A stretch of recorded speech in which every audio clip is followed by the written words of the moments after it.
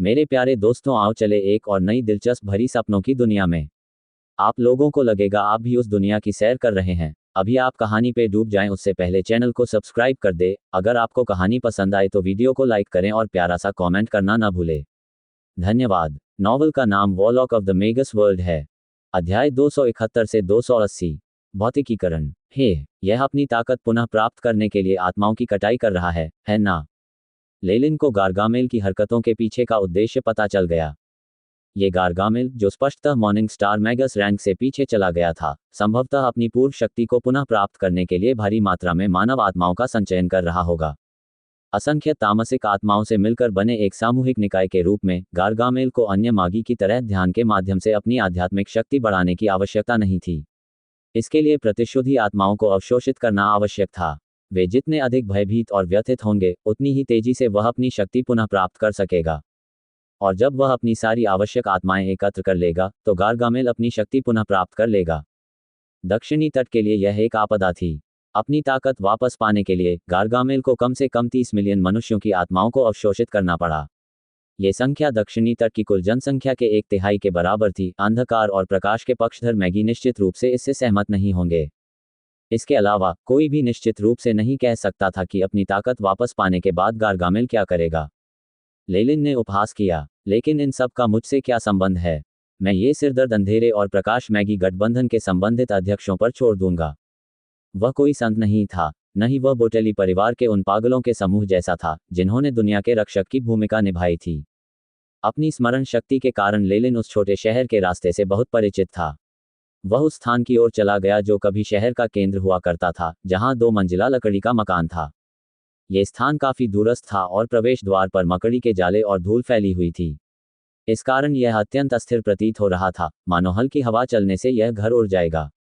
हालांकि लेलिन ऐसी उपस्थिति से मूर्ख नहीं बना।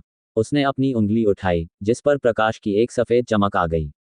Wing wing, तारांकन। लेलिन की उंगली ने मानो किसी प्रकार की प्रतिध्वनि उत्पन्न कर दी हो, और गुप्त रून चींटियों की तरह रेंगते हुए लेलिन के पैर की ओर आने लगे। क्या इस क्षेत्र को छिपाने के लिए अवरोध वास्तव में अभी भी मौजूद है? लेलिन कुछ आश्चर्यचकित था। इसके तुरंत बाद वह दूसरे तल पर गया, जहां एक उच्च वर्ग की महिला का तैलचित्र लगा हुआ था। यह उस गुप्त विमान का प्रवेश द्वार था जिसे लेलिन ने बहुत पहले ही नष्ट कर दिया था। ये गुप्त विमान बहुत छोटा था और अंतरिक्ष तथा अलगाव की बाधाएं इतनी मजबूत नहीं थीं।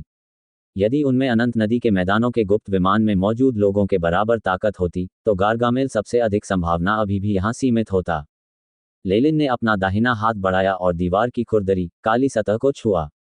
वहां भूरे काले पदार्थ की एक पतली परत थी, जिसे छूने पर दाने जैसा महसूस होता था। लेलिन की अभिव्यक्ति अत्यंत गंभीर थी। दीवार पर उसके अग्नि ऊर्जा कणों पर प्रभाव पड़ने के अलावा एक अतिरिक्त आध्यात्मिक शक्ति भी थी। ये बल अत्यंत सूक्ष्म था और यदि कोई पर्याप्त रूप से सतर्क न होता तो इसका पता नहीं लगाया जा सकता था। इससे लेलिन को एक अस्पष्ट परिचित सी अनुभूति हुई। यह आध्यात्मिक शक्ति दुष्ट इरादे से भरी हुई है। इसमें कोई संदेह नहीं है, ये गार्गामेल का बचा हुआ स्पिरिट है। वह पहले ही भाग चुका था। हालांकि उसे जो जानकारी मिली थी, उससे वह गार्गामेल के भागने का अनुमान लगा सकता था, लेकिन लेलिन अपनी आंखों से सबूतों की पुष्टि करने के बाद ही आराम कर सकता था। हालांकि इसने एक चेतावनी प्रकार की बाधा भी खड़ी कर दी, है न? ऐसा लगता है कि यह मेरे लिए ही तय किया गया है। लेलिन मुस्कुराया। इस गार्गामेल के तरीके अत्यंत गुप्त थे। हालांकि ये केवल नियमित मैगी के खिलाफ ही उपयोगी था। पहले के लेलिन ने पहले ही आई चिप का उपयोग करते हुए इसे नोटिस किया होगा। अब की तो बात ही छोड़िए, जब उसके पास रैंक 2 वॉरलॉक की ताकत थी। गार्गामेल की सारी चालें उसके विरुद्ध अप्रभावी थीं। इसके अलावा लेलिन की ताकत में बहुत अधिक वृद्धि हुई थी और गार्गामेल ने यह हालत केवल उस ताकत से मेल खाने के लिए सेट किया था जो उसने पहली बार लेलिन को देखते समय देखी थी। इसलिए ऐसी गलत गणना हो सकती है। एआई चिप स्कैन करें, लेलिन ने आदेश दिया। बहुत जल्द ही स्कैनिंग तरंगों की एक परत मैदान पर दिखाई देने लगी जिसे केवल लेलिन ही देख सकता था। लेलिन के रैंक 2 मैगस में आगे बढ़ने के बाद एआई चिप में बहुत बड़ा सुधार हुआ। स्कैनिंग का कार्य तुरंत पूरा हो गया। एक छिपी हुई आध्यात्मिक शक्ति की खोज की गई। ये निर्धारित किया गया कि इसे रैंक 2 प्राणी द्वारा पीछे छोड़ दिया गया था।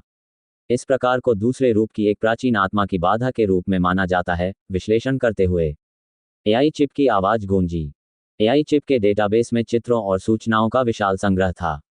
इसके अलावा लेलिन ने गुप्त विमान में फोर सीजन्स गार्डन के मुख्यालय पर नियंत्रण हासिल करने के बाद उसके पास उपलब्ध सभी डेटा प्राप्त कर लिया था और उसे एआई चिप के डेटाबेस में सहेज लिया था। अभी लेलिन को एक सच्चा विद्वान कहा जा सकता है, एक ऐसा अस्तित्व जो दक्षिणी तट पर अत्यंत दुर्लभ था। आध्यात्मिक शक्ति के एक चांदी के धागे ने एक अनोखी चमक जारी की जो एक मजबूत लेकिन रहस्यमय गुण से भरी हुई थी। ये लेलिन की भौहों के बीच से फैलकर हवा में घूमता हुआ एक रून के आकार में बदल गया और दीवार पर अपनी छाप छोड़ गया। काचा तारांकन जैसे कि कुछ टूट गया हो, गार्गमेल द्वारा पीछे छोड़ा गया सतर्क प्रकार का अवरोध पूरी तरह से नष्ट हो गया। लेलिन की वर्तमान ताकत के साथ रैंक 2 वॉरलॉक के रूप में इस तरह की बाधा को तोड़ना बेहद आसान था और इससे दूसरे पक्ष की जागरूकता नहीं बढ़ेगी।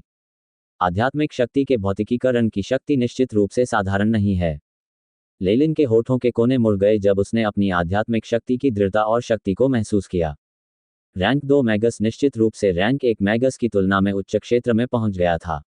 विभिन्न स्तरों के बीच न केवल उन्हें अपने शरीर के परिवर्तन पर उत्कृष्ट नियंत्रण प्राप्त था और वे विभिन्न प्रकार की शक्तियां प्राप्त कर सकते थे, बल्कि वे विभिन्न पथों और विशेषज्ञताओं में से चुन सकते थे और अपनी विशेषज्ञता के पथ पर आगे बढ़ सकते थे। हालांकि एक ऐसी योग्यता थी जिसे सभी रैंक 2 मैगस को विकसित करना था। यह उनकी आध्यात्मिक शक्ति का मूर्त रूप था। इस प्रक्रिया में ऊर्जा कणों का उपयोग करके शून्यता से एक हल्की सी आध्यात्मिक शक्ति को मूर्त रूप दिया जाना था। इस प्रकार का भौतिकीकरण केवल तभी किया जा सकता है जब उनके तात्विक सार का रूपांतरण कम से कम 80% तक पहुंच जाए। ऊर्जा कणों का उपयोग करके आध्यात्मिक बल का भौतिकीकरण नियमित आध्यात्मिक बल की शक्ति से कहीं अधिक था। ये रैंक 3 मैगस में आगे बढ़ने के लिए आवश्यक मानदंडों में से एक था।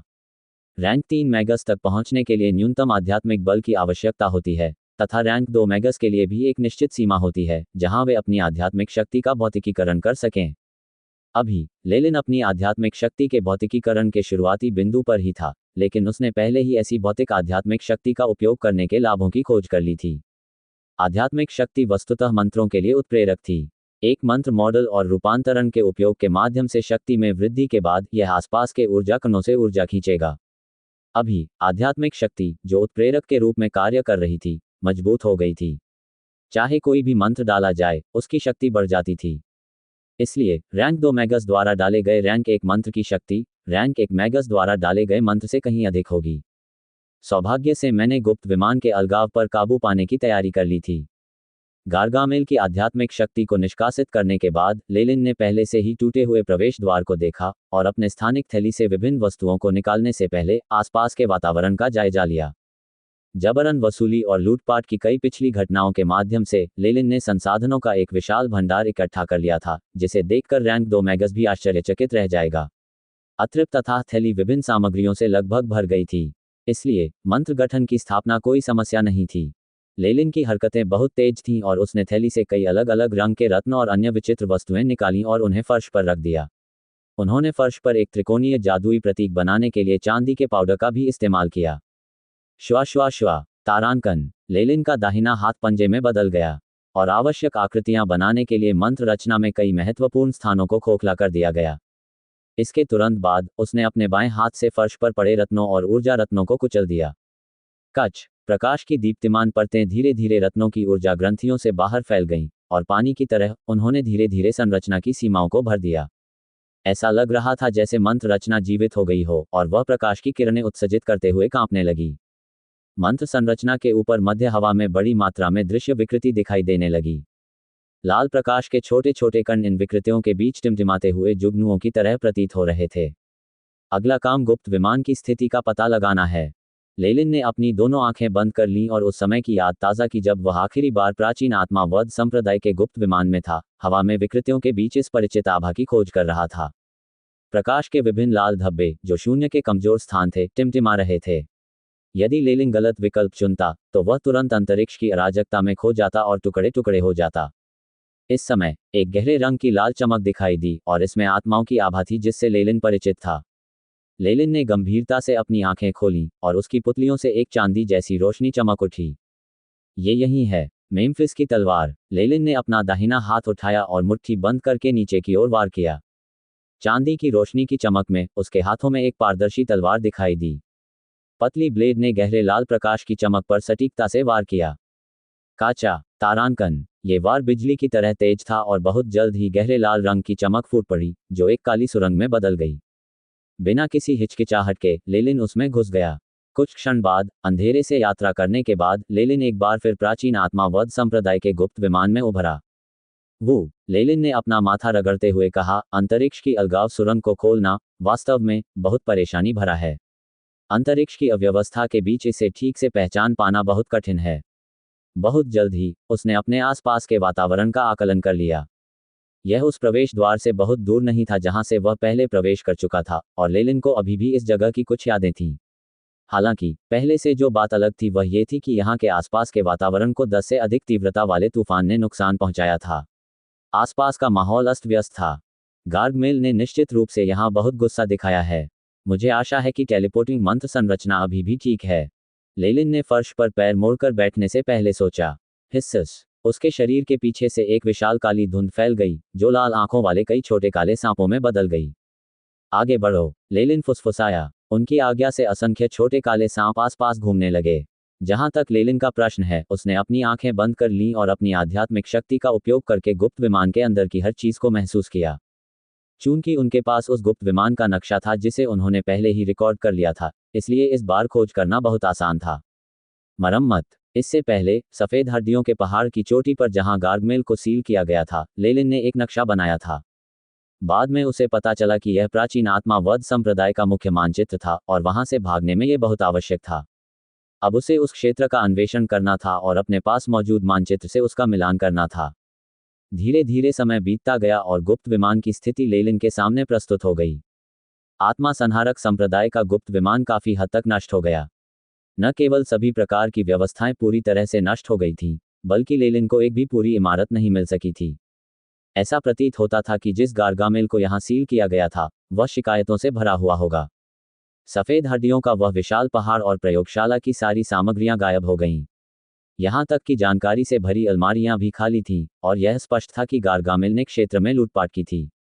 लेलिन ने अपने दिमाग से जिस छोटे काले सांप को नियंत्रित किया था, वह एक चांदी के मार्ग के पास पहुंचा, जिसका उपयोग आपातकालीन निकास के रूप में किया जाना था। ये धातु अच्छी तरह से संरक्षित थी और ऐसा प्रतीत होता था कि इसमें से एक प्रबल शक्ति निकलती थी जो आत्माओं को वश में कर सकती थी। हालांकि अंदर कुछ बड़े पत्थर फेंके गए थे, जो अब रास्ते में बाधा बन रहे थे। काला सांप आसानी से चट्टानों के बीच की दरारों से फिसलकर उस स्थान पर आ गया जहां लेलिन को शुरू में गुप्त कमरा मिला था। तारांकन गड़गड़ाहट। तारांकन बिजली का स्विच दबाने के बाद दीवार का एक किनारा धीरे धीरे खुला और एक गुप्त कमरा दिखाई दिया। ये कमरा बहुत छोटा था, जिसके मध्य में एक काले जादू की संरचना थी जो 4 पत्थर के खंभों से घिरी हुई थी। एक स्तंभ के पास एक जादूगर के अवशेष थे। तारांकन सस्सी। तारांकन। छोटे काले सांप ने मंत्र रचना के चारों ओर चक्कर लगाया और अचानक फुफकारने लगा। उसके शल्कों की सतह से काली लपटें जलने लगीं। लपटें लगातार तीव्र होती गईं। धीरे धीरे एक द्वार का निर्माण हुआ जिसके फ्रेम पर अस्पष्ट स्थानिक रन बने। ये यहाँ है। लेलिन आग के दरवाजे से बाहर आया, और ये देखकर कि मंत्र संरचना को कोई नुकसान नहीं पहुंचा है, वह संतुष्ट दिखाई दिया। AI chip. टेलीपोर्टेशन मंत्र संरचना को स्कैन करें। लेलिन ने अपनी कनपट्टियों को दबाया और एक नीली रोशनी, जिसे केवल वह देख सकता था, मंत्र रचना को फैलाने लगी। बीप। स्कैनिंग पूर्ण। मंत्र निर्माण की अक्षुण्णता 98.7% है। ऊर्जा की कमी मौजूद है। एआई चिप ने तुरंत प्रतिक्रिया दी। पिछली बार के 98.8% की तुलना में इसमें थोड़ी गिरावट आई है। ऐसा लगता है कि गार्गामेल द्वारा नष्ट किया गया क्षेत्र काफी बड़ा था, यहां तक कि यह स्थान भी प्रभावित हुआ। लेलिन ने अपनी ठोड़ी रगड़ी और आदेश दिया, टेलीपोर्टेशन के संबंध में मुझे जो जानकारी मिली है, उसके आधार पर संरचना की बहाली का अनुकरण करने वाले परीक्षण शुरू करें। अपने पिछले अन्वेषण में लेलिन को यहाँ के कंकाल से एक डायरी प्राप्त हुई थी, जिसमें टेलीपोर्टेशन संरचना के बारे में जानकारी शामिल थी। बाद में एकत्रित अतिरिक्त जानकारी के आधार पर उसने प्राचीन टेलीपोर्टेशन मंत्र निर्माण की पूरी तकनीक सीख ली थी। इस छोटी सी अपूर्णता को सुधारना जरा भी कठिन नहीं था। एआई चिप की गणना के आधार पर काम करने के लिए संरचना का केवल 97% पूरा होना आवश्यक था, लेकिन फिर भी समस्याएं उत्पन्न होना संभव था। जब बात लंबी दूरी के टेलीपोर्टेशन की आई तो लेलिन कोई जोखिम नहीं उठाने वाला था। चाहे वह स्थानिक विकृतियां हो या स्थानिक तात्विक कणों का विस्फोट, कोई भी चीज उसे बिना कोई निशान छोड़े मृत कर सकती थी। वह किसी मूर्खतापूर्ण दुर्घटना में मरना नहीं चाहता था। बीप। स्कैन किया गया अधूरा भाग। बहाली प्रक्रिया का प्रारंभिक अनुकरण। जैसे ही एआई चिप की आवाज हुई, लेलिन को लगा जैसे वह मंत्र निर्माण के ठीक पास पहुंच गया है। जब वह टेलीपोर्टेशन मंत्र संरचना को ठीक कर रहा था तो उसकी उंगलियां सबसे सटीक सर्जिकल स्केलपेल की तरह फिसल रही थीं। मंत्र संरचना पर उकेरे गए रून अत्यंत सघन और जटिल थे। वे बाल के एक रेशे से भी 10 गुना छोटे थे और लेलिन को स्वयं भी यह विश्वास नहीं था कि वह एक ही प्रयास में और बिना किसी गलती के ये काम कर सकेगा। हालांकि एआई चिप की सहायता से उनकी हर गतिविधि सुंदरता और तरलता से भर गई। 1 घंटे से भी कम समय में उन्होंने उन कुछ क्षेत्रों की मरम्मत पूरी कर ली जो अधूरे रह गए थे। तारांकन विंग। तारांकन नीली रोशनी गायब हो गई और लेलिन सामान्य हो गया। जो अनुभूति उसने अभी अभी अनुभव की थी वह उसके मन में बनी रही। उसके सामने काले टेलीपोर्टेशन मंत्र का गठन अभी भी बिना किसी परिवर्तन के अपनी मूल स्थिति को बनाए हुए था।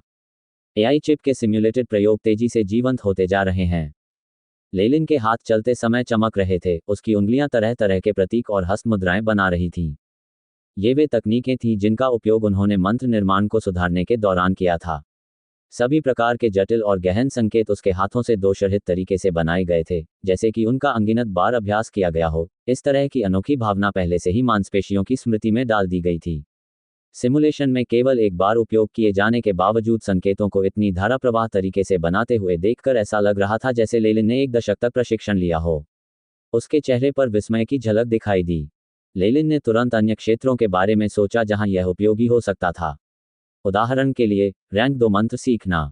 यद्यपि उन्होंने जादू के मॉडलों के माध्यम से जादू के प्रयोग में सहायता के लिए एआई चिप का उपयोग किया था, लेकिन उनकी गतिविधियां कठोर और रोबोट जैसी थीं, बिल्कुल मैगी की तरह जो पहली बार किसी चीज का प्रशिक्षण ले रहे थे।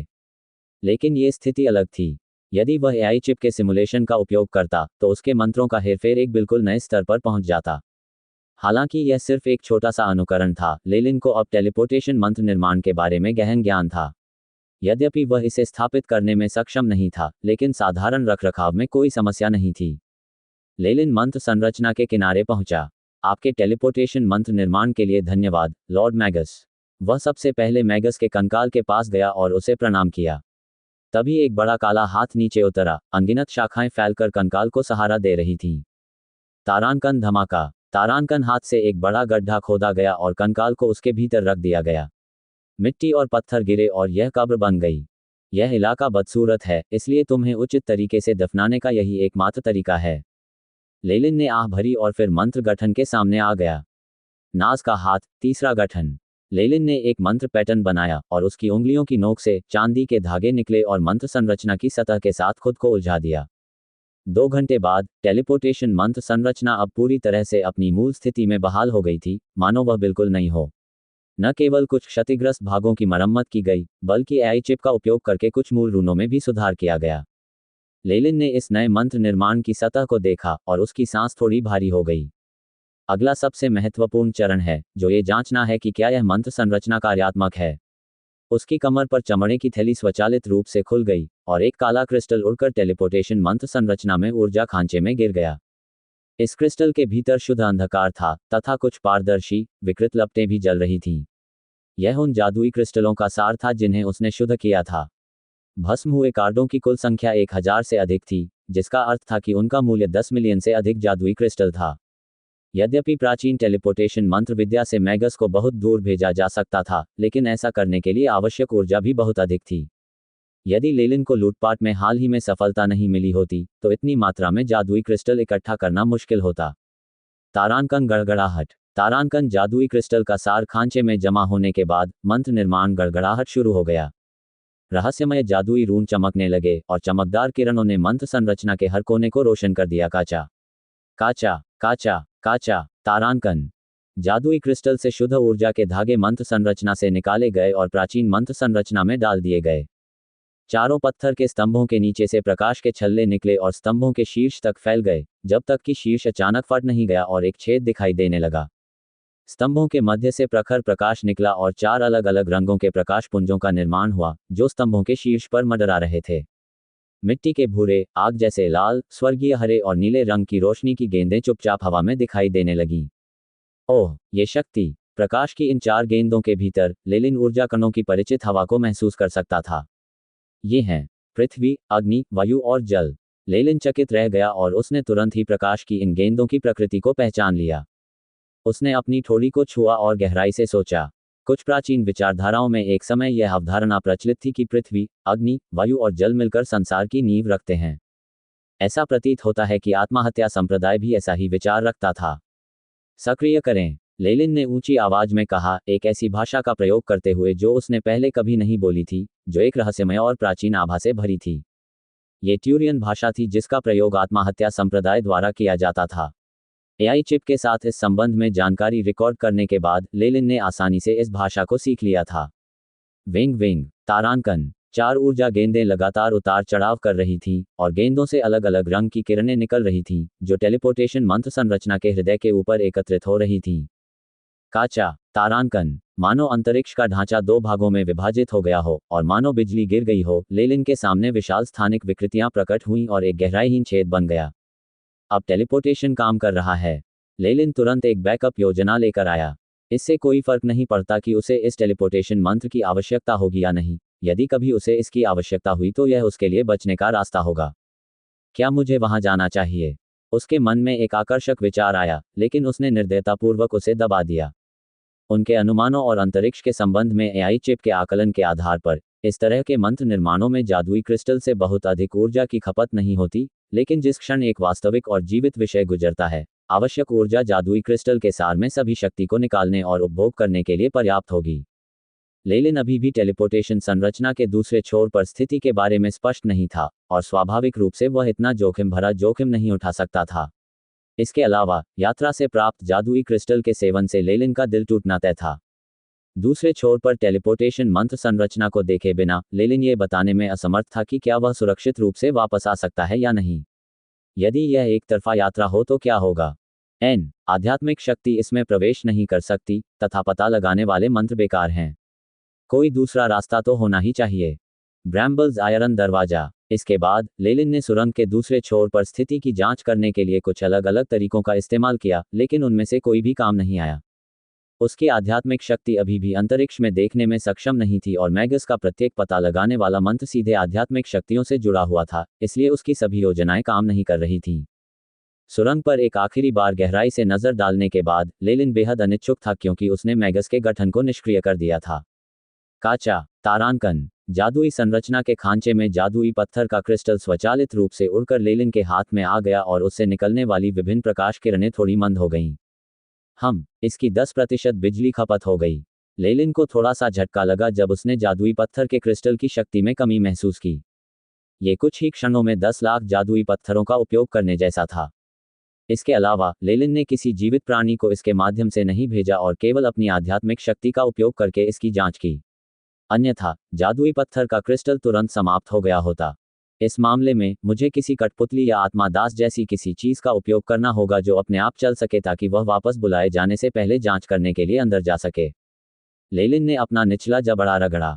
इस विचार के बाद उन्होंने आत्महत्या संप्रदाय के गुप्त विमान को छोड़ने में कोई संकोच नहीं किया। जब वह जा रहे थे तो उन्होंने प्रवेश द्वार पर जानबूझकर एक संरचना स्थापित की, ताकि उनके पहुंचने से पहले का दृश्य यथासंभव दोहराया जा सके।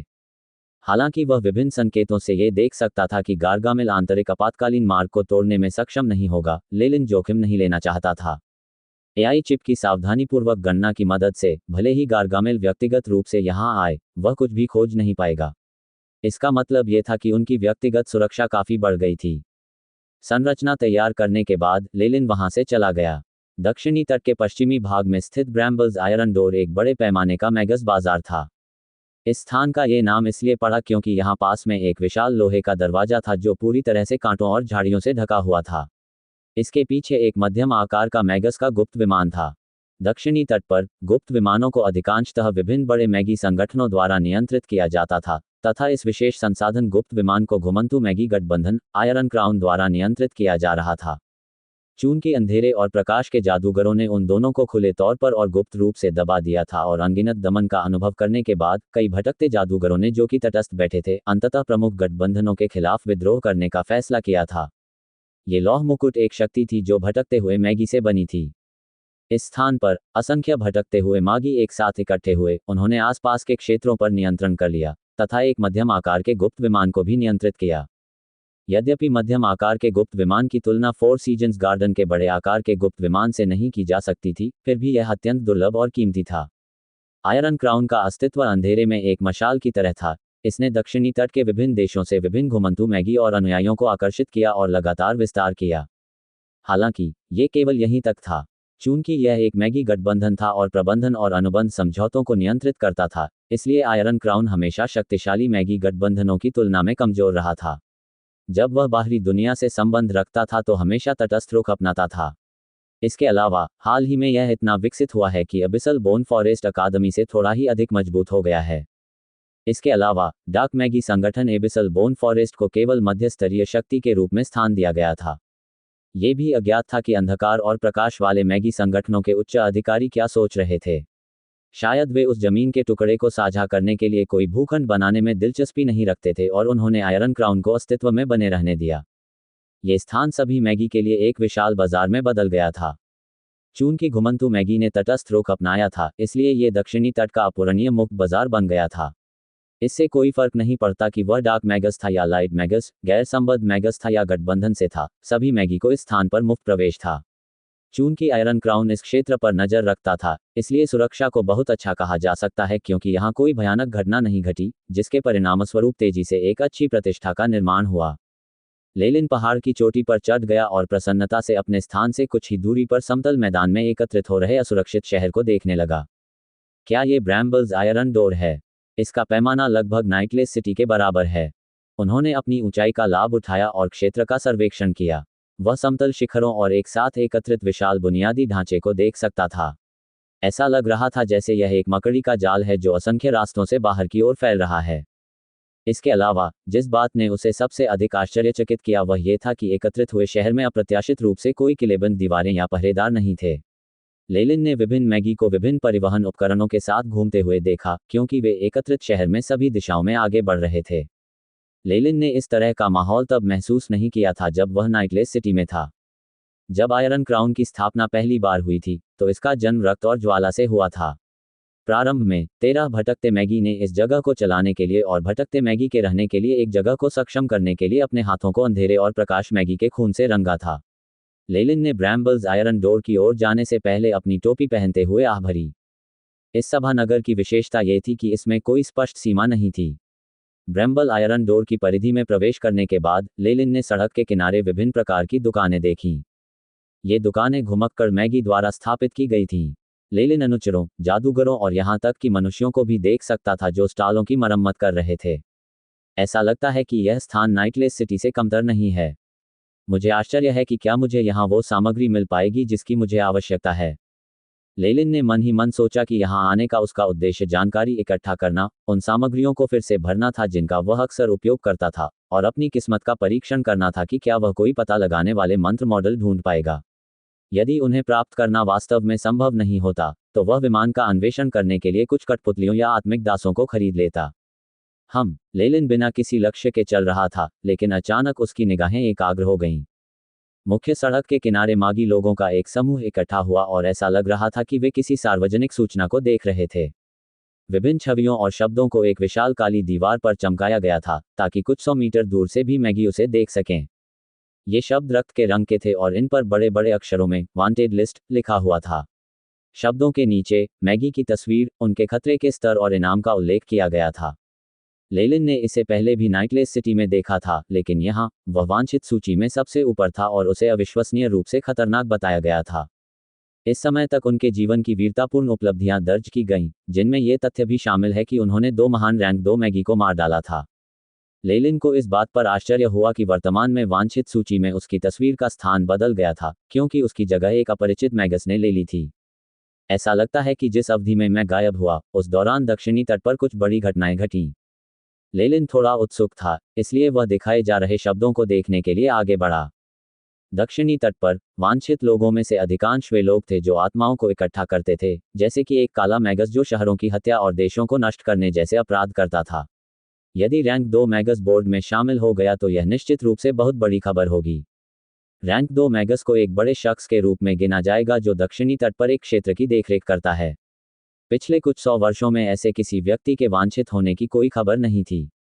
वांछित सूची में दूसरे नंबर के मैगी हमेशा से ही वे गिने चुने लोग थे, और ऐसी कोई खबर नहीं थी कि उन्होंने कोई गलती की हो और पकड़े गए हों। इसके अलावा इन कुछ ही महीनों में अप्रत्याशित रूप से बोर्ड पर 2 रैंक 2 मैगी आ गए, जिसने तुरंत असंख्य मैगी की निगाहें अपनी ओर आकर्षित कर लीं। ये सही था। जो व्यक्ति लेलिन के सामने खड़ा था वह रैंक 2 मैगस था। लेलिन उस मैगस के बारे में पढ़ने के लिए आगे की पंक्ति में चला गया। Alistair Feron, rank 2 magus. शीर्षक, एकाकी भेड़िया। अपराध, एक अन्वेषण के दौरान उसने उसी गुट के वृक्ष रक्षक एलेकिन को मार डाला था, जिसके परिणामस्वरूप लाइट मैगी एलायंस के 3 सैन्य दस्तों का सफाया हो गया था और अनंत नदी के मैदानों के गुप्त विमान से विशाल संसाधन चुरा लिए गए थे। जोखिम का स्तर अत्यंत उच्च। यदि किसी मैगस के पास अपने स्थान के बारे में कोई खबर है और वह इसे पास के लाइट मैगी एलायंस के किसी सदस्य को रिपोर्ट करता है, तो उन्हें तुरंत इनाम के रूप में 1 मिलियन जादुई पत्थरों से पुरस्कृत किया जाएगा। लक्ष्य को मारने से वे 1 अरब जादुई पत्थर या संसाधन और समतुल्य मूल्य के पुरस्कार अर्जित करने में सक्षम हो जाएंगे। दीवार पर लगी तस्वीर में एलिस्टेयर के बाल सुनहरे और सफेद रंग के थे और वह एक युवा था जो खुलकर मुस्कुरा रहा था। उसकी आंखें उस बुद्धिमत्ता को व्यक्त कर रही थी जो उसने समय बीतने के साथ अर्जित की थी। उनमें अत्यंत विलक्षण व्यक्तिगत आकर्षण और विद्वान जैसा स्वभाव था। आधिकारिक मैगस बनने के बाद मैगी अपना रूप बदलने के लिए स्थानीय सर्जरी करवा सकते थे। रैंक 2 मैगी अधिक व्यापक मांस और शरीर परिवर्तन से गुजरने में सक्षम थे। चूंकि एलिस्टेयर 2 लेवल 2 मैगी को मार सकता था, इसलिए वह निश्चित रूप से कम रैंक 2 मैगी के स्तर का होगा। आखिरकार, वह निश्चित रूप से युवा नहीं होगा क्योंकि हर कोई लेलिन की तरह विकृत नहीं हो सकता, जो 40 वर्ष की आयु से पहले ही रैंक 2 मैगस स्तर तक पहुंचने में सफल हो सकता है। वास्तव में, जब वह रैंक 2 मैगस स्तर तक पहुंचा, तो दक्षिण के पूरे मैगी क्षेत्र ने उसे अभूतपूर्व प्रतिभा के रूप में देखा था। एबिसल बोन फॉरेस्ट अकादमी ने जो कहा उसके अनुसार, उन्हें अपने प्रारंभिक कार्यों पर बहुत पछतावा है। हालांकि, वहां 3 लेवल 2 मैगी थे। वे अनंत नदी के मैदानों के गुप्त विमान में प्रकाश मैगी के गठबंधन के मैगी के रक्षक प्रतीत होते थे। ऐसा लग रहा है जैसे वहां फिर से कुछ बड़ी घटना घटी है। लेलिन ने अपनी ठुड्डी को रगड़ा क्योंकि उसे इटर्नल रिवर प्लेन्स के गुप्त विमान में बहुत रुचि थी। यह विशाल था और इसमें अनंत संसाधन थे। यह ऐसी चीज नहीं थी जिसे सामान्य प्राचीन मैगी संगठन स्थापित कर सकते थे। लेलिन की परिकल्पना के अनुसार इसे बनाने वालों का कुछ मॉर्निंग स्टार मैगी के साथ गठबंधन रहा होगा। इसके अलावा, गुप्त विमान में छिपे रहस्यों की अभी भी बहुत सी जांच होनी बाकी थी। ये बात अब तक अज्ञात थी कि किस मैगी संगठन ने इस गुप्त विमान का निर्माण किया था। फिलहाल, डार्क और लाइट मैगी भी सटीक जवाब देने में असमर्थ थे। ऐसी परिस्थितियों से, जिनके कारण रैंक 2 मैगी एक दूसरे से झगड़ पड़े और यहां तक कि एक दूसरे को मार डाला, जिसमें लाइट मैगी एलायंस द्वारा दिए जाने वाले उच्च पुरस्कार भी शामिल थे, अनंत नदी के मैदानों के गुप्त विमान में एक उल्लेखनीय घटना घटी होनी चाहिए। लेलिन के होंठ एक दिलचस्पी भरी मुस्कान में मुड़ गए। भीड़ में पुनः प्रवेश करते समय उन्होंने अपनी टोपी पहन ली। थोड़े समय के बाद और पर्याप्त जादुई पत्थर खर्च करने के बाद, लेलिन को वह रिपोर्ट प्राप्त हुई जो वह चाहता था। जानकारी इकट्ठा करना, एक महत्वपूर्ण खजाना। यह क्या है? लेलिन ने अब अपना रूप बदलकर एक मध्यम आयु वर्ग के व्यक्ति का रूप ले लिया था। जब उसने काले कोहरे से बनी मानव आकृति को ध्यान से देखा तो उसके चेहरे पर असंतोष झलक उठा। हमें भी नहीं पता, लेकिन यह निश्चित रूप से अत्यंत मूल्यवान है और रैंक 2 मैगी के लिए बहुत आकर्षक है। उस खजाने को देखकर एलिस्टेयर ने बिना किसी झिझक के लाइट मैगी एलायंस को धोखा दिया और एलेक्स और जूना के खिलाफ साजिश रची और फिर उसे छीन लिया। काले कोहरे में उस व्यक्ति की आवाज बहुत भारी थी और उसका शरीर किसी भी क्षण लुप्त होने की कगार पर लग रहा था। ठीक है, एक आखिरी सवाल, वह अब कहाँ है? लेलिन ने एक लंबी सांस ली और पूछा। मुझे यकीन नहीं है। ऐसा लग रहा था कि किसी को नाइटलेस सिटी में उसके निशान मिल गए हैं। हमने अनुमान लगाया कि वह कहाँ जा रहा है और वह संभवतः अंतहीन महासागर की ओर भाग रहा है। यह जवाब सुनकर लेलिन ने अपना सिर हिला दिया। अंतहीन महासागर नाइटलेस सिटी के पूर्वी हिस्से में था और ब्रैम्बल्स आयरन डोर से बिल्कुल विपरीत दिशा में था। अगर वह अभी भी उसका पीछा करे तो भी वह समय पर नहीं पहुंच पाएगा। इसके अलावा, एक ऐसी खबर के लिए बड़ी संख्या में लोगों को भेजना, जिसके बारे में उन्हें अभी भी यकीन नहीं था कि वह खबर सच है या नहीं, बिल्कुल भी उचित नहीं था। एलिस्टेयर के बाद निश्चित रूप से बहुत सारे मैगी थे। यहां तक कि रैंक 3 मैगस के बारे में भी अफवाहें थीं और लेलिन इसमें भाग लेने वाला नहीं था। वह स्वयं भी एक महत्वपूर्ण भगोड़ा था। क्या आपके पास और कोई सवाल हैं? कोहरे में छिपी आकृति ने पूछा। नहीं। लेलिन इस कमरे से बाहर जाने के लिए उठ खड़ा हुआ। तारांकन खड़खड़ाहट। तारांकन बड़ा दरवाजा बंद होते ही खड़खड़ाया और कमरा अंधेरे में डूब गया, जबकि कोहरे में छिपी आकृति धीरे धीरे गायब हो गई। प्रिय ग्राहक, आपने कुल 2 प्रश्न पूछे हैं, 4A स्तर के और 3B स्तर के। कुल लागत आती है। लेलिन के बाहर जाने के बाद एक महिला खुले कपड़े पहने अपने आकर्षक कूल्हों को हिलाते हुए सामने आई। वह किसी पब की बॉस जैसी लग रही थी। लेलिन की छाती पर उसके 2 भरपूर स्तन लगभग दब गए थे। ठीक है, मैं समझ गया। लेलिन मुस्कुराते हुए उसे उकसा रहा था और सुनहरे किनारों वाली एक छोटी काली थैली हवा में एक लंबा चाप बनाती हुई महिला बॉस के भरपूर स्तनों के बीच में गिर गई, जिससे वह चंचल रूप से मुंह बना रही थी। उसके इरादों और उसे रोकने के प्रयासों को अस्वीकार करने के बाद लेलिन तुरंत वहां से चला गया। तारांकन हुआ लाला। तारांकन दरवाजे के दोनों तरफ की ईंटें हिल गईं, जिससे एक सुनसान और गंदा रास्ता दिखाई दिया। कुछ दूर पर मैगी के चिल्लाने की आवाजें सुनाई दे रही थीं। लेलिन ने पीछे मुड़कर देखा तो पाया कि दरवाजा बिना किसी निशान के गायब हो चुका था। वहां केवल एक सामान्य दीवार थी और वह स्थान जहां से वह पहली बार आया था, अब उस स्थान से पूरी तरह भिन्न था। ये मैगी संगठन, जो सूचना को बेचकर अपना जीवनयापन करते थे, आमतौर पर खुद को छिपाने के तरीकों पर पूर्ण महारत रखते थे। लेलिन गारंटी दे सकता था कि ब्रैम्बल्स आयरन डोर पर उनका प्रवेश द्वार निश्चित रूप से कई अन्य में से एक था, और इन प्रवेश द्वारों से यह पता लगाना असंभव था कि उनका मुख्यालय कहाँ था। यहां तक कि इस महिला बॉस से भी निपटना आसान नहीं था। लेलिन ने अपनी उंगलियां रगड़ी और चेहरे पर मुस्कान लिए चला गया। लेलिन के चले जाने के बाद जिस स्थान पर व्यापार हुआ था, वहां महिला बॉस का चेहरा बदल गया और वह सोफे पर गिर पड़ी, जिससे उसके सुंदर शरीर के उभार दिखने लगे। उसी समय अपार आध्यात्मिक शक्ति, जो शीर्ष रैंक एक मैगस से कम नहीं हुई थी, धीरे धीरे प्रदर्शित हुई। यह महिला बॉस वास्तव में शीर्ष रैंक एक मैगस थी। यहां तक कि पूरे दक्षिणी तट पर भी ऐसी ताकत किसी को भी भयभीत या भयभीत करने के लिए पर्याप्त हो सकती है। हालांकि अब उसके चेहरे पर ठंडा पसीना बहने लगा। कितना भयानक यह आध्यात्मिक शक्ति! महिला बॉस ने अपनी छाती थपथपाई। डर अभी भी उसके दिल में था। वह निश्चित रूप से एक शक्तिशाली रैंक 2 अस्तित्व है। वह यहाँ क्यों है? वह शुरुआत में लेलिन की जांच को महसूस कर सकती थी, और वास्तव में यदि लेलिन अंत में संयमित न होता, तो वह निश्चित रूप से बदतर स्थिति में होती। आकर्षक महिला बॉस कुछ देर तक सोफे पर लेटी रही। उसके दिमाग में विचार तेजी से चल रहे थे। अचानक उसकी अभिव्यक्ति बदल गई। क्या ऐसा हो सकता है कि वह यहाँ इसलिए आया है क्योंकि उसे भी यह जानकारी मिली है? तुरंत ही वह पीली पड़ गई और धीमी आवाज में बुदबुदाई, यहाँ व्यापार करना कठिन होता जा रहा है। यह अच्छा नहीं है। मुझे जल्द से जल्द यहाँ से निकलना होगा। इस तरह की घटनाएं हर 2 या 3 दिन में होती रहती हैं। मैं अब और इसे सहन नहीं कर सकता। अल्पविराम। लेलिन, जो कहीं और था, वह भी पूरे मामले को याद कर रहा था। सच कहें तो यह मामला उनसे जुड़ा हुआ था। जब उसने गुप्त विमान के एक द्वार को नष्ट कर दिया, तो ऐसा प्रतीत हुआ कि कोई तंत्र सक्रिय हो गया है, जिसके परिणामस्वरूप अनंत नदी के मैदानों के गुप्त विमान में रहस्यमय परिवर्तन हो गए। गुप्त विमान के केंद्र में एक विशाल खंडहर दिखाई दिया था। अप्रत्याशित सौभाग्य से अति प्रसन्न होकर अंधकार और प्रकाश के जादूगरों ने युद्ध छेड़ दिया और बहुत कठिनाई के बाद एक समझौते पर पहुंचे और इस स्थान का विकास किया। प्रकाश और अंधकार वाले मैगी ने अपने अन्वेषण में बहुत प्रयास किया था। ये वे अवशेष थे जो उस जादूगर ने छोड़े थे जिसने गुप्त विमान बनाया था। यदि विरासत में कुछ मिलने की संभावना हो तो कौन इस अवसर को हाथ से जाने नहीं देगा।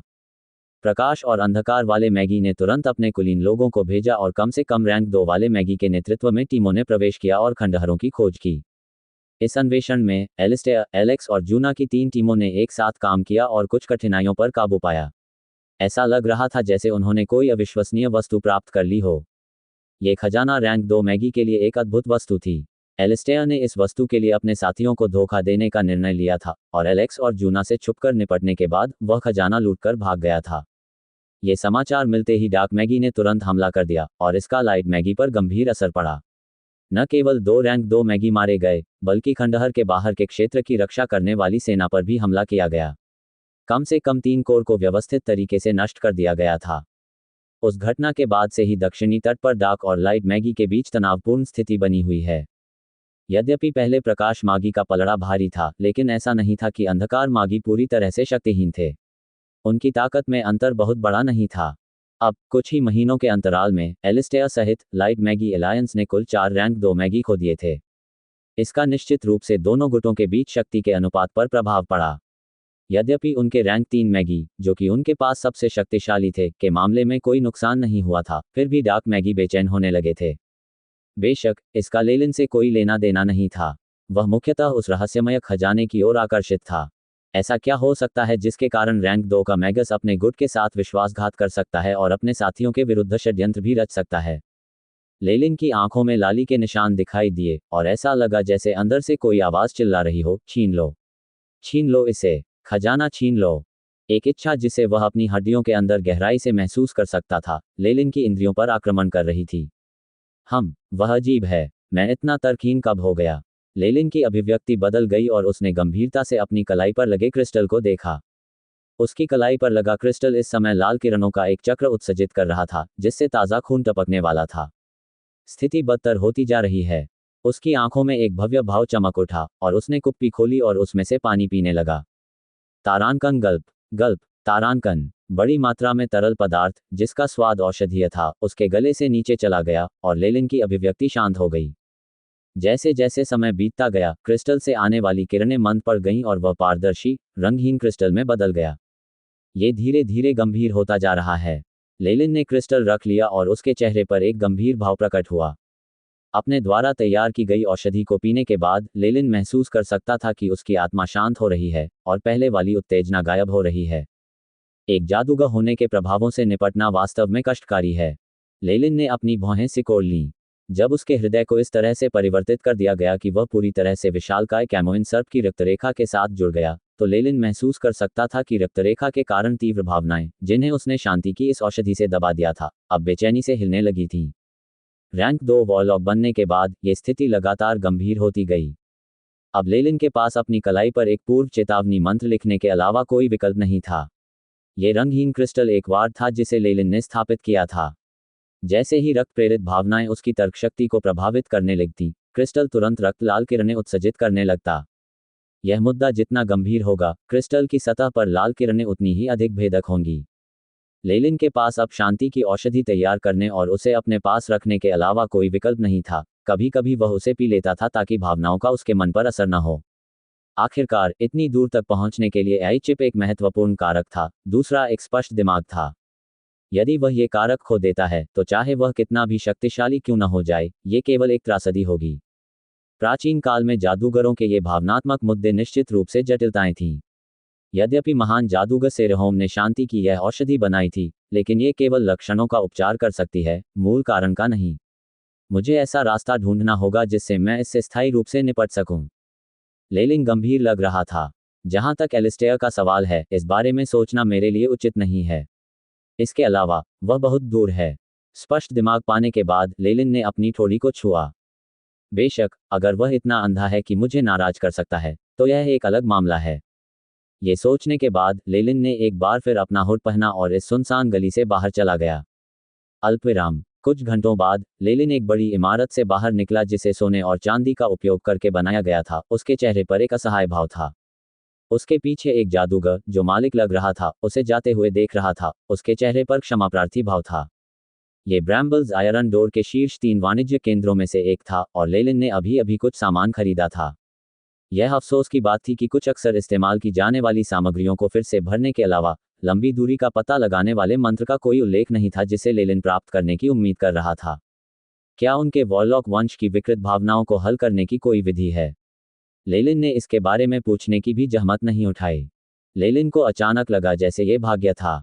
वह पहले से ही इस आदमी को जाने देने के लिए तैयार था, लेकिन किसी तरह वह फिर से लेलिन के पास था। ऐसा माना जाता है कि वह अंतहीन महासागर की ओर भाग गया है, लेकिन वास्तव में वह पश्चिम की ओर भाग गया था। वह थोड़ा चतुर है, लेकिन बस इतना ही। रैंक 2 मैगस द्वारा किया गया यह भटकाव इतनी आसानी से नहीं देखा जा सका। लेलिन के अनुमान के अनुसार इसमें संभवतः रैंक 3 का मैगस शामिल था। प्रवेश। इतने वर्षों तक दक्षिणी तट पर रहने के बाद लेलिन को अब वहां की स्थिति का बुनियादी ज्ञान हो गया था।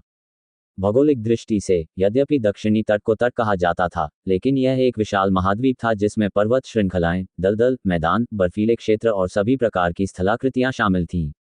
यहां तक कि कुछ छिपे हुए बर्बर खंडहर भी थे जिन्हें देखने की हिम्मत आधिकारिक मैगी भी नहीं कर सकते थे। इस महाद्वीप पर सबसे बड़ी आबादी मूल निवासियों की थी। इन सामान्य मनुष्यों की संख्या लगभग 100 मिलियन थी तथा ये विभिन्न आकारों के सैकड़ों ड्यूकडोमों में विभाजित थे। इन ड्यूकडोम के पीछे अंधेरे और प्रकाश वाले मैगी थे जो उन्हें नियंत्रित करते थे। सत्ता में जो कुलीन लोग और सामंत थे, वे मूलतः कई आधिकारिक मागी के वंशज थे। समय समय पर दक्षिणी तट के बड़े मैगी संगठन इन कुलीन परिवारों की भावना और प्रतिभा का परीक्षण करते थे और उन्हें अनुयायी बनाने के लिए भर्ती करते थे। वे उन्हें ज्ञान प्रदान करेंगे ताकि वे पीढ़ियों तक शासन करते रहें। यद्यपि ये अकादमियां किसान अनुचरों को भी लाती थीं, लेकिन उनका प्रतिशत बहुत कम था। केवल असाधारण प्रतिभा वाले लोगों पर ही विचार किया जाता था और अधिकांशतः उनके जीवन की गारंटी नहीं दी जा सकती थी। कुछ प्रकाश मागी अकादमियां तो किसान अनुचरों की भर्ती भी नहीं करती थीं, केवल अंधकार मागी ही ऐसा करने को तैयार थे। इतनी बड़ी आबादी के बावजूद आध्यात्मिक प्रतिभा वाले किसानों की संख्या बहुत कम थी। 10,000 से अधिक साधारण लोगों में से केवल एक ही इतना भाग्यशाली होगा कि वह अनुचर और जादूगर बनने की प्रतिभा के साथ पैदा होगा। उनमें भी उनकी प्रतिभा कोई असाधारण नहीं थी। यदि कोई तीसरी या चौथी कक्षा की योग्यताओं की बात करे तो उसे वास्तव में काफी भाग्य की आवश्यकता होती है। इस प्रकार बहुत सारी अकादमियां और स्कूल दुश्मन के आक्रमणों के कारण नहीं, बल्कि उत्तराधिकारी न मिल पाने के कारण लुप्त हो गए। इसके परिणामस्वरूप उनकी शक्ति धीरे धीरे कम होती गई और अंततः उनका अंत हो गया। अंधकार और प्रकाश दोनों ही प्रकार के मागी ने अपनी शक्तियों को अच्छी तरह से विभाजित किया और कुछ सीमाओं पर अनुचरों की भर्ती पर रोक लगा दी। प्रबंधन के बारे में उनके परस्पर विरोधी विचारों के कारण डार्क मैगी के अधिकार क्षेत्र में आने वाली आबादी और उनकी समृद्धि की तुलना लाइट मैगी से नहीं की जा सकती थी। इसलिए अपने क्षेत्र के बाहर से अनुयायियों की भर्ती करने की पद्धति डार्क मैगी संगठनों के लिए अधिक अनुयायी प्राप्त करने का एक और तरीका बन गई। एबिसल बोन फॉरेस्ट अकादमी में भी यही स्थिति थी। वे हर साल बहुत सारे अनुयायियों को खत्म कर देते थे और प्रकाश मैगी क्षेत्र से लोगों को चुराने में सक्षम नहीं थे। इसके परिणामस्वरूप कभी कभी नए छात्रों की भर्ती में कमी हो जाती थी और उनके पास चेरनोबिल द्वीप समूह से छात्रों को लाने के अलावा कोई विकल्प नहीं होता था। यद्यपि ऐसी अनेक विधियां थीं जिनका प्रयोग किया जा सकता था, फिर भी दक्षिणी तट पर आधिकारिक मैगी बहुत कम थे। इसके अतिरिक्त नए रैंक पर आगे बढ़ने की प्रक्रिया की कठिनाई ने इस समस्या को और भी बदतर बना दिया। ग्रेड 1 या 2 की योग्यता वाले अनुचर मूलतः आगे बढ़ने में असमर्थ होंगे। उनकी सीमा स्तर 3 अनुयायी बनने तक होगी। आधिकारिक मैगस के रूप में उन्नति करना और भी कठिन था तथा पदोन्नति की विधि नियंत्रित थी। जो अनुचर किसान थे उन्होंने उच्च स्तरीय ध्यान तकनीक के बारे में सुना भी नहीं था, और यदि वे आगे बढ़ने के लिए भाग्यशाली भी हुए तो भी वे अधिक से अधिक औसत दर्जे के ही रहे।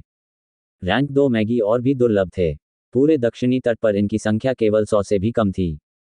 इस कारण से 4 रैंक 2 मैगी के नुकसान के बाद लाइट मैगी एलायंस की ताकत कम हो गई और डार्क मैगी में हलचल मच गई। यदि यह कहा जाए कि रैंक 2 मैगस वह सर्वोच्च स्तर है जो रैंक 1 पर प्रभुत्व कर सकता है, तो रैंक 3 मैगी मूलतः संपूर्ण दक्षिण तट के वास्तविक स्वामी थे। लेलिन को जो पता था उसके आधार पर रैंक 4 मॉर्निंग स्टार मैगी वस्तुतः गायब हो गए थे और रैंक 3 मैगी ही वास्तव में नियंत्रण में थे। यह इतना अधिक था कि रैंक 3 के सभी मैगी जिनकी उल्लेखनीय उपलब्धियां थीं, उनकी संख्या 10 से भी कम थी और उनमें से प्रत्येक रात्रि के प्रकाश स्तंभ से मैगी के स्तर पर अग्रणी थे। कैमोइन के शिष्य और विशालकाय सर्प की पुस्तक के विवरण से पता चलता है कि जब कोई मैगस रैंक 3 में प्रवेश करता है तो उसमें बहुत सारी रहस्यमय क्षमताएं जागृत हो जाती हैं। रैंक 3 और रैंक 2 के बीच का अंतर स्वर्ग और पृथ्वी के बीच के अंतर जैसा था। यदि उसका पीछा रैंक 3 के मैगस द्वारा किया जाता तो एलिस्टेयर की सारी तैयारियां बेकार हो जाती। एलिस्टेयर का पीछा संभवतः तीसरे दर्जे का एक मैगस कर रहा है और वह इसी दिशा में भाग रहा है। लेलिन को लगा जैसे उसने सच जान लिया है। उस धोखेबाज सराय ने वास्तव में मुझे झूठी खबर देकर मूर्ख बनाने का साहस किया। अगर मैं उन्हें फिर कभी देखूं तो। सराय और आयरन क्राउन की तुलना करते समय लेलिन स्वाभाविक रूप से उस स्थानीय तानाशाह पर विश्वास करने के लिए अधिक इच्छुक था। इसके अलावा वह उस विनिमय बैठक में काफी रुचि रखते थे। आयरन क्राउन द्वारा आयोजित एक विनिमय बैठक। मुझे लगता है कि मुझे सचमुच जाकर देखना चाहिए, लेलिन ने सोचा और एक कोने में मुड़ गया। इसके बाद एक चांदी के बालों वाला बूढ़ा आदमी बाहर आया और तेजी से बाजार में गायब हो गया। अल्पविराम 3 दिन बाद ब्रैम्बल्स आयरन डोर से ज्यादा दूर नहीं, एक लटकती चट्टान पर। ऊंची काली चट्टान क्षितिज को पार करती हुई प्रतीत हो रही थी। हवा में एक छोटा सा मंच था जो एक बड़ी उभरी हुई चट्टान से बना था। इसकी सतह पर कुछ मिट्टी थी तथा खरपतवार के साथ साथ बेलें और फूल भी उग रहे थे जिनके नाम कोई नहीं जानता था। हु तारांकन। दूर से प्रकाश की एक काली किरण निकली और प्लेटफॉर्म पर आ पहुंची। तारांकन गड़गड़ाहट। तारांकन मिट्टी में एक गड्ढा दिखाई दिया जिसमें एक मध्यम आयु वर्ग का मजबूत मैगस दिखाई दिया। एआई चिप द्वारा दिए गए निर्देशों के आधार पर यह स्थान होना चाहिए। उस हटे कट्टे आदमी ने एक काला कार्ड निकाला और चट्टान की सतह के पास आ गया। सामान्य मागी द्वारा चीजों को छिपाने के लिए इस्तेमाल किए जाने वाले सरल तरीकों को आसानी से देखा जा सकता था और वह मोटा आदमी हंसने लगा तथा चट्टान की दीवार की परत की ओर आध्यात्मिक शक्ति तरंगे भेजने लगा। तारांकन बो तारांकन। चट्टान की दीवारें लहरों की तरह अलग हो गई थीं, जिससे वर्दी पहने 2 मैगी दिखाई दिए जिनकी छाती पर धातु का प्रतीक चिन्ह था। उस आदमी को देखते ही वे अत्यंत विनम्र हो गए। तो ये भगवान ब्लैक स्नैक है। हम आयरन क्राउन के ब्लैक आयरन गार्ड हैं और हम यहाँ आपका इंतजार कर रहे हैं। उसे कार्ड फेंकते देख वे दोनों और भी अधिक सम्मानपूर्वक झुके और बोले, कृपया हमारे साथ आइए। इसके बाद वे एक भ्रमकारी मंत्र रचना में प्रवेश कर गए और वह मोटा आदमी भावशून्य होकर उनके पीछे चलने लगा।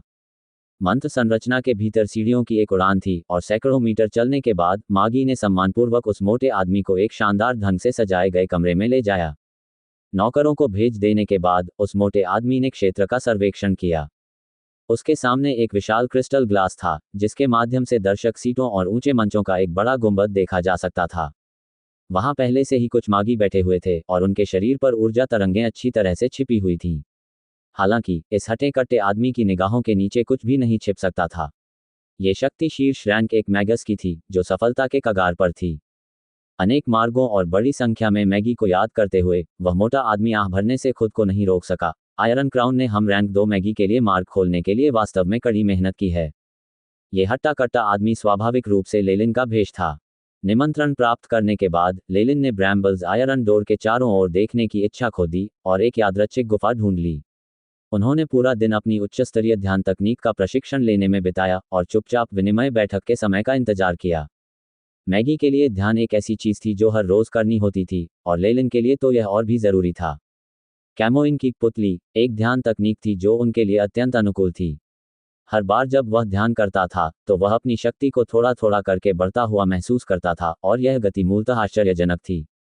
उनके अनुमान के आधार पर उनकी वर्तमान गति उन रैंक 2 मैगी से कई गुना अधिक थी जिनके पास उच्च स्तरीय ध्यान तकनीकें भी थीं। इसका कारण पहले ही एआई चिप द्वारा विश्लेषण किया जा चुका था और इसका संबंध विशालकाय कैमोइन सर्प के वंश से था। उसके हृदय के पुनर्निर्माण के बाद लेलिन पूरी तरह से इस रक्त वंश के साथ घुल मिल गया। कैमोइन के शिष्य के भीतर छिपी रहस्यमयी शक्ति सक्रिय होने लगी थी जिससे उसकी ताकत बढ़ रही थी। प्रत्येक उच्च स्तरीय ध्यान तकनीक की प्रकृति भिन्न थी। जैसे जैसे मैगस को अधिक प्रशिक्षित किया जाता है यह एक निश्चित क्षेत्र में मैगस की क्षमता को बढ़ा सकता है जिससे किसी का तात्विक प्रतिरोध बढ़ सकता है या यहां तक कि एक रहस्यमय क्षमता भी पैदा हो सकती है। लेलिन की दृष्टि में कैमोइन प्यूपिल जैसी उच्च स्तरीय ध्यान तकनीक व्यक्ति को अपने शरीर को संशोधित करने और प्रशिक्षण के माध्यम से उसे मजबूत बनाने की अनुमति देती है। मैगस का शरीर प्राचीन विशालकाय कैमोइन सर्प के शरीर के करीब होगा। जहां तक उस अधूरी पवित्र ज्वाला का प्रश्न है, एक जादूगर एक विशेष आध्यात्मिक शक्ति को प्रशिक्षित और उत्पन्न करेगा।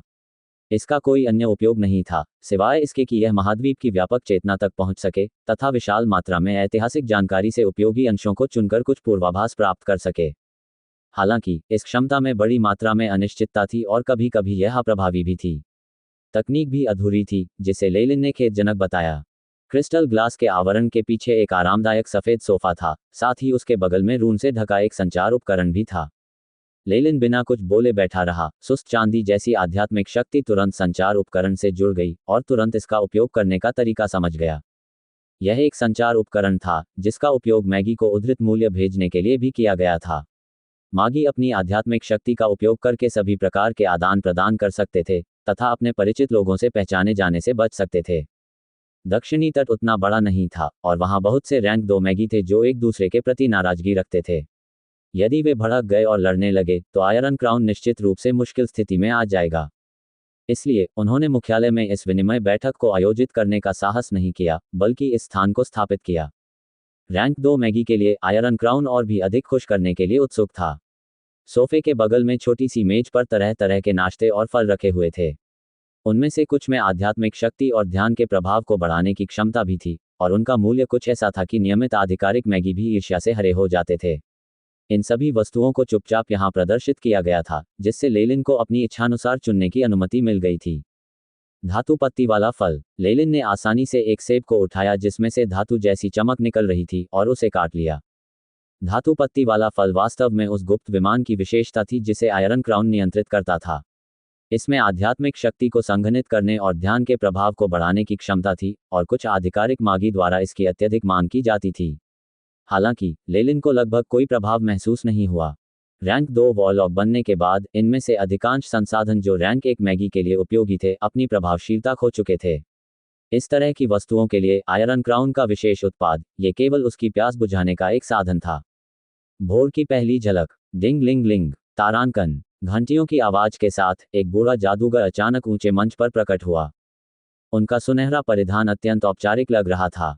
उसके बगल में दो दासियां खड़ी थीं, जो उससे अधिक आकर्षक थीं और हाथ में चांदी की प्लेटें लिए हुए थीं। उन्होंने एक जड़ जैसी दिखने वाली वस्तु प्रदर्शित की और उसे नीचे बैठे हुए जादूगरों को दिखाया। उनके चारों ओर बड़े हुए चित्रों के अनेक प्रक्षेपण थे। शैतान का एंटीना एक ऐसी वस्तु है जो एक जानवर के शरीर से प्राप्त की गई थी, जिसमें एक आधिकारिक मैगस की ताकत थी। इसे तरल पदार्थ के भीतर अच्छी तरह से संरक्षित किया गया है और इसका मूल्य 200 से 500 हजार जादुई क्रिस्टल के बराबर है। यह अफसोस की बात है कि यह अब मेरे किसी काम का नहीं है। लेलिन ने प्लेटफॉर्म पर दिखाई देने वाली वस्तु को केवल स्कैन किया और तुरंत ही उसकी रुचि खत्म हो गई। व्यापार बैठक शुरू होने से पहले क्या इस नीलामी की आवश्यकता है? कितना व्यर्थ। हालांकि लेलिन को यह उबाऊ लगा, लेकिन प्लेटफॉर्म पर मौजूद आइटम नीचे रैंक एक मैगी के लिए बेहद आकर्षक लग रहा था। मोल भाव करने वाले लोगों की चीखें सुनी जा सकती थीं और नीलामी में बहुत चहल पहल थी। आयरन क्राउन द्वारा नीलामी में रखी गई वस्तुएं अच्छी गुणवत्ता वाली और काफ़ी सस्ती बताई जा सकती हैं, जिसके कारण रैंक एक मैगी द्वारा उनकी अत्यधिक मांग की जाती है। जादुई कलाकृतियां, उच्च स्तरीय दास, बहुमूल्य सामग्रियां, ज्ञान और यहां तक कि औषधियां जो किसी की आध्यात्मिक शक्ति को बढ़ा सकती थीं, उन्हें एक के बाद एक प्रदर्शित किया गया, जिससे नीचे के जादूगरों को उनके साथ प्रतिस्पर्धा करने और चुनने का मौका मिला। ये स्पष्टतः रैंक 2 मैगी के लिए आकर्षक नहीं थे। न तो लेलिन और न ही वीआईपी कमरों में मौजूद अन्य रैंक 2 मैगी ने कोई कीमत बताई। लेलिन ने बस अपनी आंखें बंद कर लीं और आराम किया और रैंक 2 मंत्रों के मंत्र मॉडल का अनुकरण करने के लिए एआई चिप का उपयोग किया। यद्यपि विशालकाय सर्पों की पुस्तक में 3 रैंक 2 मंत्रों के मंत्र मॉडल पहले से ही उसके दिमाग में थे, लेकिन टेलीपोर्टेशन मंत्र निर्माण को दुरुस्त करते समय उसने एआई चिप के सिमुलेशन तरीकों के अन्य उपयोगों को भी समझ लिया था। एआई चिप के सिमुलेशन के माध्यम से वह वास्तव में इन मंत्रों के सक्रियण और फायरिंग की अपनी समझ को तेज कर सकता है, जिससे रोबोट की गतिविधियां अधिक चुस्त हो सकती हैं। यह एक ऐसा कार्य था जो एआई चिप में पहले नहीं था तथा ये कुछ ऐसा था जो उसकी उन्नति के बाद बनाया गया था। इस कार्य के साथ लेलिन की रैंक 2 मंत्रों की समझ और हेरफेर रैंक 2 मैगी से लगभग आगे निकल सकता था, जो कई वर्षों से ज्ञान जमा कर रहा था। हालांकि मेरे पास रैंक 2 मंत्र मॉडलों की संख्या बहुत कम है। लेलिन ने एक बार फिर स्कॉचिंग टच का अभ्यास किया और अपनी भौहें सिकोड़ लीं। रैंक 2 मैगस को आमतौर पर एक शक्तिशाली संगठन द्वारा समर्थित किया जाता है, जिसके पास मंत्र मॉडलों की कोई कमी नहीं होती है क्योंकि वे समय के साथ एकत्रित होते हैं। हालांकि लेलिन अलग था क्योंकि वह अब अकेले जा रहा था। इस मार्ग की कठिनाई दक्षिण तट पर रैंक 1 मैगी के लिए सख्त नियमों के कारण और भी बढ़ गई थी, जो रैंक 2 मैगी के लिए और भी बदतर थे। यहां तक कि जब वह 4 सीजन्स गार्डन में था, तब भी लेलिन के पास रैंक 2 मंत्र मॉडल के संपर्क में आने की योग्यता भी नहीं थी। कैबोन और डेस्मंड की हत्या से उसे रैंक 2 मंत्रों के प्रयोग के संबंध में कुछ अनुभव और ज्ञान प्राप्त हुआ था। हालांकि उसके पास सबसे महत्वपूर्ण चीज की कमी थी, मंत्र मॉडल।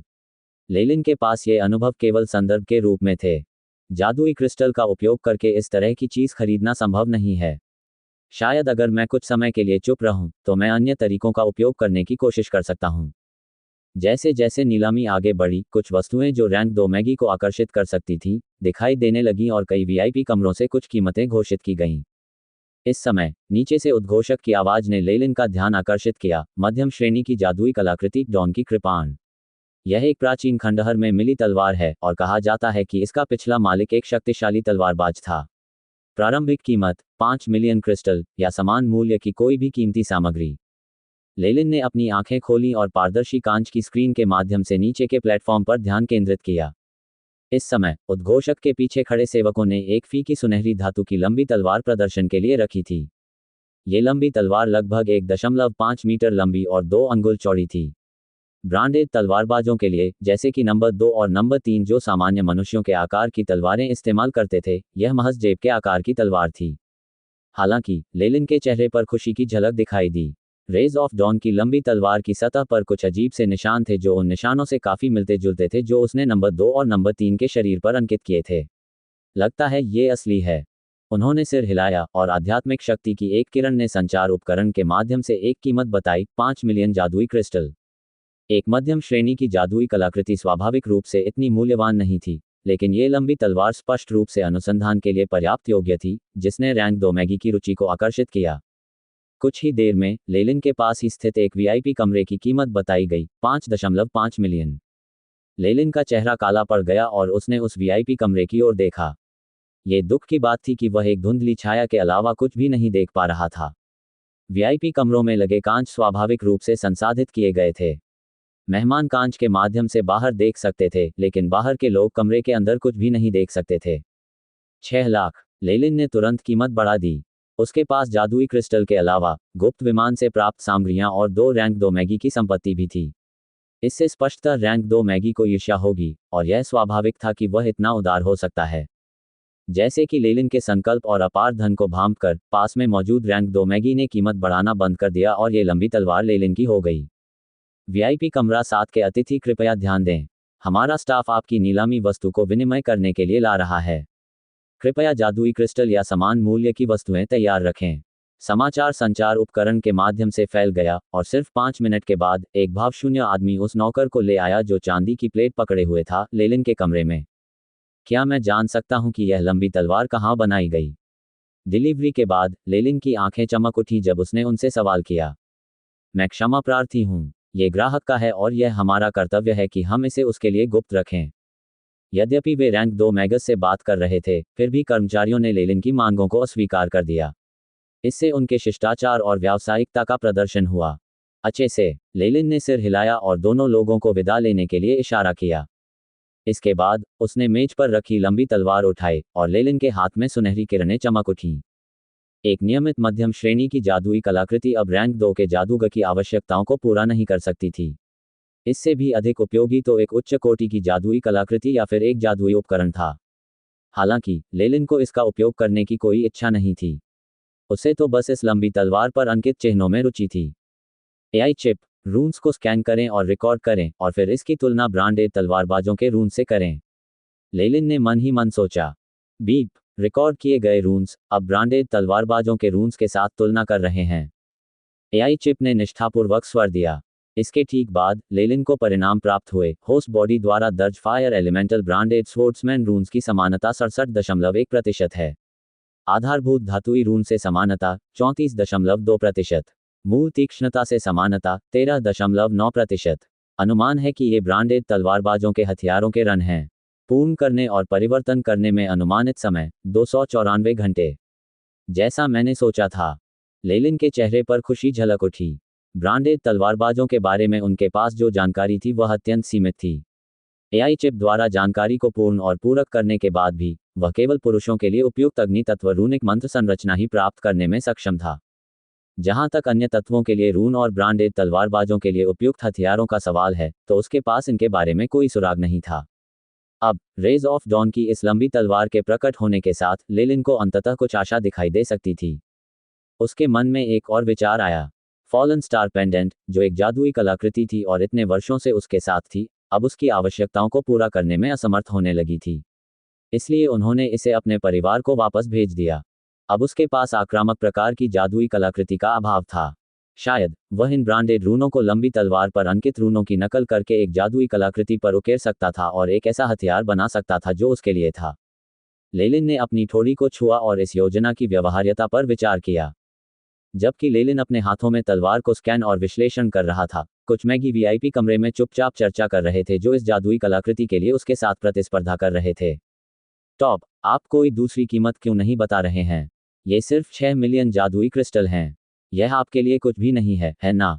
बैंगनी सुनहरे मैगस वस्त्र पहने एक महिला लाल दाढ़ी वाले एक बूढ़े आदमी से बात कर रही थी। उसके चारों ओर एक मोहक आभा थी।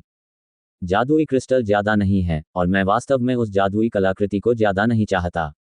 मैं बस इस पर मौजूद रूनों का विश्लेषण करना चाहता हूं और मुझे यकीन है कि इस तरह की विशेष जादुई कलाकृति के लिए उपयोगकर्ताओं के लिए बहुत सख्त आवश्यकताएं हैं। मुझे तो ये भी संदेह होने लगा है कि जो लोग ब्रांडेड तलवारबाज नहीं हैं, वे इस लंबी तलवार का उपयोग करने में असमर्थ होंगे। प्राचीन ब्रांडेड तलवारबाज हजारों वर्षों से दक्षिणी तट से लुप्त हो चुके हैं। इस मत के लिए हमारी योजनाओं को बिगाड़ना उचित नहीं है। लाल दाढ़ी वाले टॉप ने अपनी दाढ़ी को छुआ। आप सचमुच एक मास्टर लोहार हैं। एक नज़र से इतनी सारी जानकारी प्राप्त कर पाना। महिला आश्चर्यचकित लग रही थी और फिर चिंतित होकर बोली, मुझे लगता है कि योजना बहुत जल्दबाजी में बनाई गई है। क्या वह सचमुच आएगा? चिंता मत करो, वह निश्चित रूप से यहाँ होगा। लाल दाढ़ी वाले टॉप ने पूरे विश्वास के साथ कहा, इस बार हमने ऐसा चारा डाला है जिसका प्रतिरोध करना उसके लिए निश्चित रूप से कठिन है।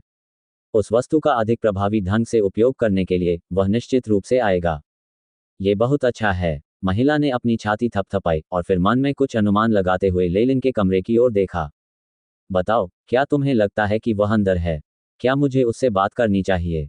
ऐसा मत करो, टॉप ने तुरंत उसे रोक दिया। जल्दबाजी में कोई काम मत करो। यदि वह सचमुच वही है, तो क्या वह हमसे प्रतिस्पर्धा करने का साहस करेगा? इसके अलावा, किसी अपरिचित रैंक 2 मैगस को अपमानित करना शायद हमारे लिए प्रतिकूल होगा।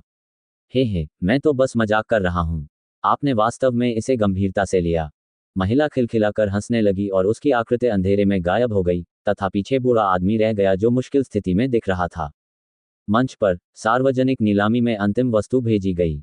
उद्घोषक ने आगे कहा, नीलामी समाप्त हो गई है और अब हम एक्सचेंज मीटिंग के खंड में प्रवेश करेंगे। जो लोग बाहर जाना चाहते हैं वे दोनों तरफ के मार्गों से बाहर निकल सकते हैं। तारांकन गड़गड़ाहट। तारांकन उसके शब्दों के साथ ही हॉल के दोनों छोर पर लगे बड़े दरवाजे जोर से खुल गए। प्रलोभन। कई रैंक 1 मैगी 2 दरवाजों के माध्यम से पहली मंजिल पर हॉल से बाहर निकल गए। हालांकि उन्हें ज्यादा कुछ पता नहीं था, लेकिन उद्घोषक के शब्दों के बाद हॉल में जो गंभीर माहौल पैदा हुआ, उससे उन्हें ऐसा महसूस हुआ जैसे कोई पहाड़ उन्हें नीचे धकेल रहा हो। हुआ लाला। तारांकन। भीड़ शीघ्र ही तितर बितर हो गई और क्षण भर में केवल कुछ रैंक 1 मैगी ही अपने मूल स्थानों पर बचे रह गए। दूसरी मंजिल पर जहां वीआईपी कमरे थे, वहां एक भी मैगस नहीं बचा। तारांकन धमाका। तारांकन दरवाजे बंद हो गए और गंभीर माहौल चरम सीमा पर पहुंच गया। ओह, क्या ये शुरू हो रहा है? होठों पर मुस्कान लिए लेलिन ने सेंटर को देखा और एक अच्छे शो के लिए तैयारी की। ठीक है, चलो, मुझसे शुरू करते हैं। लेलिन के दाहिनी ओर स्थित वीआईपी कमरे से एक रोबोट जैसी आवाज आई जो न तो पुरुष की थी और न ही महिला की। स्पष्टतः इस पर बहुत अधिक कार्य किया गया था। मेरे पास सागर औषधि का एक हिस्सा है। मैं इसे 3 अग्नि बिच्छुओं के हृदयों या एक लावा तानाशाह के हृदय के साथ बदलना चाहता हूं। क्या कोई यह व्यापार करने को तैयार है? शब्दों के साथ ही औषधि का एक प्रक्षेपण भी भेजा गया, जिसे हॉल में उपस्थित सभी लोग स्पष्ट रूप से देख सकते थे। मेरे पास 2 अग्नि बिच्छू हृदय हैं और मैं बाकी को जादुई क्रिस्टल से बदलना चाहता हूं। 6 मिलियन कैसा लगेगा? एक कर्कश बूढ़ी आवाज सुनाई दी। नहीं, मुझे केवल अग्नि तत्व सामग्री चाहिए। हालांकि, मैं उन 2 दिलों को आपसे किसी भी कीमत पर खरीद सकता हूं, जो भी कीमत आप बताएं। यह अफसोस की बात थी कि इस प्रस्ताव को उस मैगस ने अस्वीकार कर दिया था। इसके बाद इन दोनों जादूगरों ने संचार उपकरण के माध्यम से बातचीत की। उनकी बातचीत अब बाहर बैठे जादूगरों के लिए एक रहस्य थी। मंच पर एमसी पहले से ही एक तरफ खड़ा था, जिससे रैंक 2 मैगी के उपयोग के लिए क्षेत्र खाली हो गया था। लेलिन चुपचाप इंतजार करता रहा और सभी प्रकार की कीमती वस्तुओं का व्यापार होते देखता रहा। उसका चेहरा शांत था, जैसे कोई चीता अपने शिकार के आने का इंतजार कर रहा हो। आयरन क्राउन के साथ विचार विमर्श और लेलिन के स्वयं के निर्णय के बाद, वह अब इस बात की पुष्टि कर सकता था कि यह विनिमय बैठक एक ऐसी सेटिंग थी जिसका उपयोग आयरन क्राउन या लाइट मैगी गुट एलिस्टेयर को लुभाने के लिए कर रहे थे। वे जो कुछ भी प्रस्तुत कर रहे थे, वह ऐसी वस्तुएं थीं जिनका एलिस्टेयर विरोध नहीं कर सकता था। इस समय हॉल में एक ऐसी वस्तु प्रदर्शित की गई थी जिसे देखकर लेलिन की आंखें चमक उठीं। एक उच्च स्तरीय कीमिया नोटबुक, जो रसातल से भयानक जानकारी रिकॉर्ड करती है। जिनके पास बहुत कम आध्यात्मिक शक्ति है, वे उसमें उलझे हुए भ्रम देखेंगे। पिछला मालिक पहले ही पूरी तरह से पागल हो चुका है और मर चुका है, इसलिए अगले खरीदार को सावधान रहना होगा। इस आवाज के साथ एक किताब प्रदर्शित की गई जो बाहर से काली थी और जिसके बीच में रक्त लाल आंखें बनी हुई थीं। ये नोटबुक बहुत फटी हुई लग रही थी, तथा इसके कुछ कोने भी क्षतिग्रस्त थे। हालांकि, बीच में लाल आंख अभी भी बेहद फुर्तीली थी। हालांकि यह सिर्फ एक प्रक्षेपण था, लेलिन को ऐसा महसूस हुआ जैसे यह आंख अपना ध्यान खुद पर केंद्रित कर रही थी, जिससे वह अंदर से कांप रहा था। इसके अलावा, लेलिन ने इस काले नोटबुक की सतह पर कुछ दिलचस्प बात भी देखी। लाल आंख के पास अनगिनत नसें और काले निशान थे। ये सभी रून एक साथ मुड़े हुए थे और वास्तव में छोटे काले सांपों जैसे लग रहे थे। यह लेलिन की हथेली पर चांदी की रोशनी चमक उठी और विशालकाय सर्प की पुस्तक जो उसके स्थानिक थैली में रखी गई थी, उसके हाथों में दिखाई दी। विशालकाय सर्प की पुस्तक की सतह पर अंकित रून नोटबुक पर अंकित रून से बहुत मिलते जुलते थे।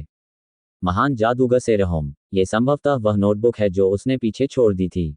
लेलिन ने खुद से कहा, उसकी आंखों से लाल किरणें निकल रही थीं। उसी समय लेलिन की कलाई पर लगे क्रिस्टल से रक्त लाल किरणें उग्र रूप से फूट पड़ीं। 89। चेतावनी, चेतावनी, बहुत अधिक एड्रेनालाइन स्रावित हो रहा है और 89% संभावना है कि यह तंत्रिकाओं को अनिश्चित काल तक उत्तेजित करेगा और परिणामस्वरूप दिमाग पर हानिकारक प्रभाव पड़ेगा। एआई चिप ने लेलिन के सामने नीले शब्द भेजे।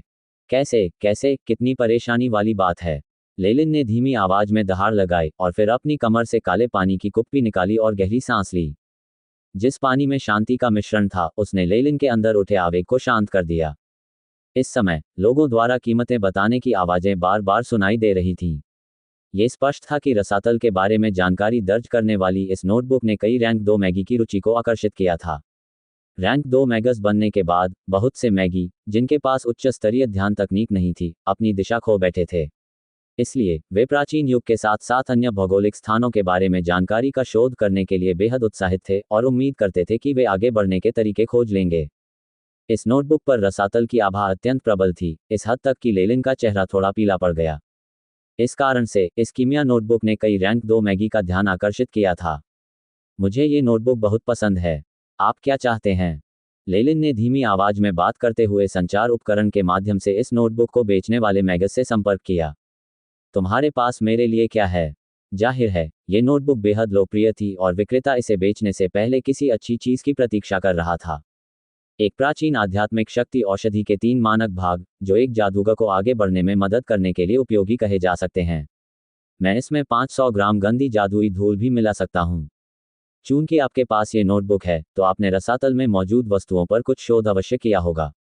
ये गंदी जादुई धूल एक बहुमूल्य सामग्री है जो सीधे रसातल से आई है। लेलिन ने एक पल सोचा और तुरंत अपनी अंतिम पंक्ति दिखा दी। मैरी के आंसू की औषधि अब उसके लिए कोई उपयोगी नहीं थी। इसके अलावा रैंक 2 पर आगे बढ़ने के बाद वे अब उनकी नज़र में कुछ भी नहीं थे। इसके अलावा अब वह भेष बदल चुका था और यह व्यक्ति उसकी पृष्ठभूमि की जांच नहीं कर सकेगा। यदि ऐसा हुआ भी, तो क्या कोई रैंक 2 मैगस के लिए चीज़ों को मुश्किल बनाने की हिम्मत करेगा? लेलिन के पास अब दक्षिणी तट पर खुद की देखभाल करने की शक्ति थी और वह किसी भी चुनौती से डरता नहीं था। प्राचीन आध्यात्मिक शक्ति औषधि जो बाधा से बाहर निकलने में उपयोगी है, और रसातल से गंदी जादुई धूल। ये स्पष्ट था कि लेलिन द्वारा ये कीमत बताने के बाद मैगस काफी देर तक चुप रहा। कुछ मिनटों के बाद लेलिन को उसका जवाब मिल गया। मुझे औषधि दिखाओ। अच्छा, लेलिन ने एक क्षण सोचा और फिर मैरी के आंसुओं से भरी एक टेस्ट ट्यूब निकाली। कुछ चांदी की रोशनी ने औषधि के एक छोटे से हिस्से को इकट्ठा कर लिया और उस जादूगर के कमरे में गायब हो गई। ये वास्तव में एक प्राचीन औषधि है। ठीक है, चलो व्यापार को आगे बढ़ाएं। हालांकि मैगस ने इसे दबाने की पूरी कोशिश की, लेकिन लेलिन अभी भी उसकी आवाज में अधीरता सुन सकता था। ठीक है, हालांकि मुझे यहाँ सौदे का बेहतर हिस्सा नहीं मिल रहा है, इसलिए आपको मुझे इस कीमिया नोटबुक की उत्पत्ति के बारे में बताना होगा। दूसरी ओर लेलिन बहुत शांत था और उसे और अधिक सुराग मिलने की उम्मीद थी। उद्धरण चिन्ह ... ठीक है, मैं तुम्हें सब कुछ बता दूंगा जो मैं जानता हूँ। आवाज कुछ देर के लिए शांत रही और फिर लेलिन के कमरे में कुछ सूचना भेजी। लेलिन ने ध्यानपूर्वक जानकारी को पढ़ा और फिर सिर हिला दिया। इन 2 वीआईपी कमरों के बीच व्यापार अत्यंत तीव्र था। बाहर कई रैंक 2 मैगी की आध्यात्मिक शक्तियां थीं, जो इन 2 लोगों के बीच व्यापार के बारे में अत्यधिक उत्सुक थीं। हालांकि लेलिन या मैगस का कुछ भी खुलासा करने का कोई इरादा नहीं था। कुछ क्षण बाद रैंक 2 मैगी ने आदान प्रदान जारी रखा और एक के बाद एक सभी प्रकार की कीमती और दुर्लभ वस्तुएं प्रदर्शित की गईं। अगला लक्ष्य अनंत नदी के मैदानों के गुप्त विमान से एक खजाना है। वीआईपी कमरे के ठीक बीच से एक सुस्त आवाज सुनाई दी।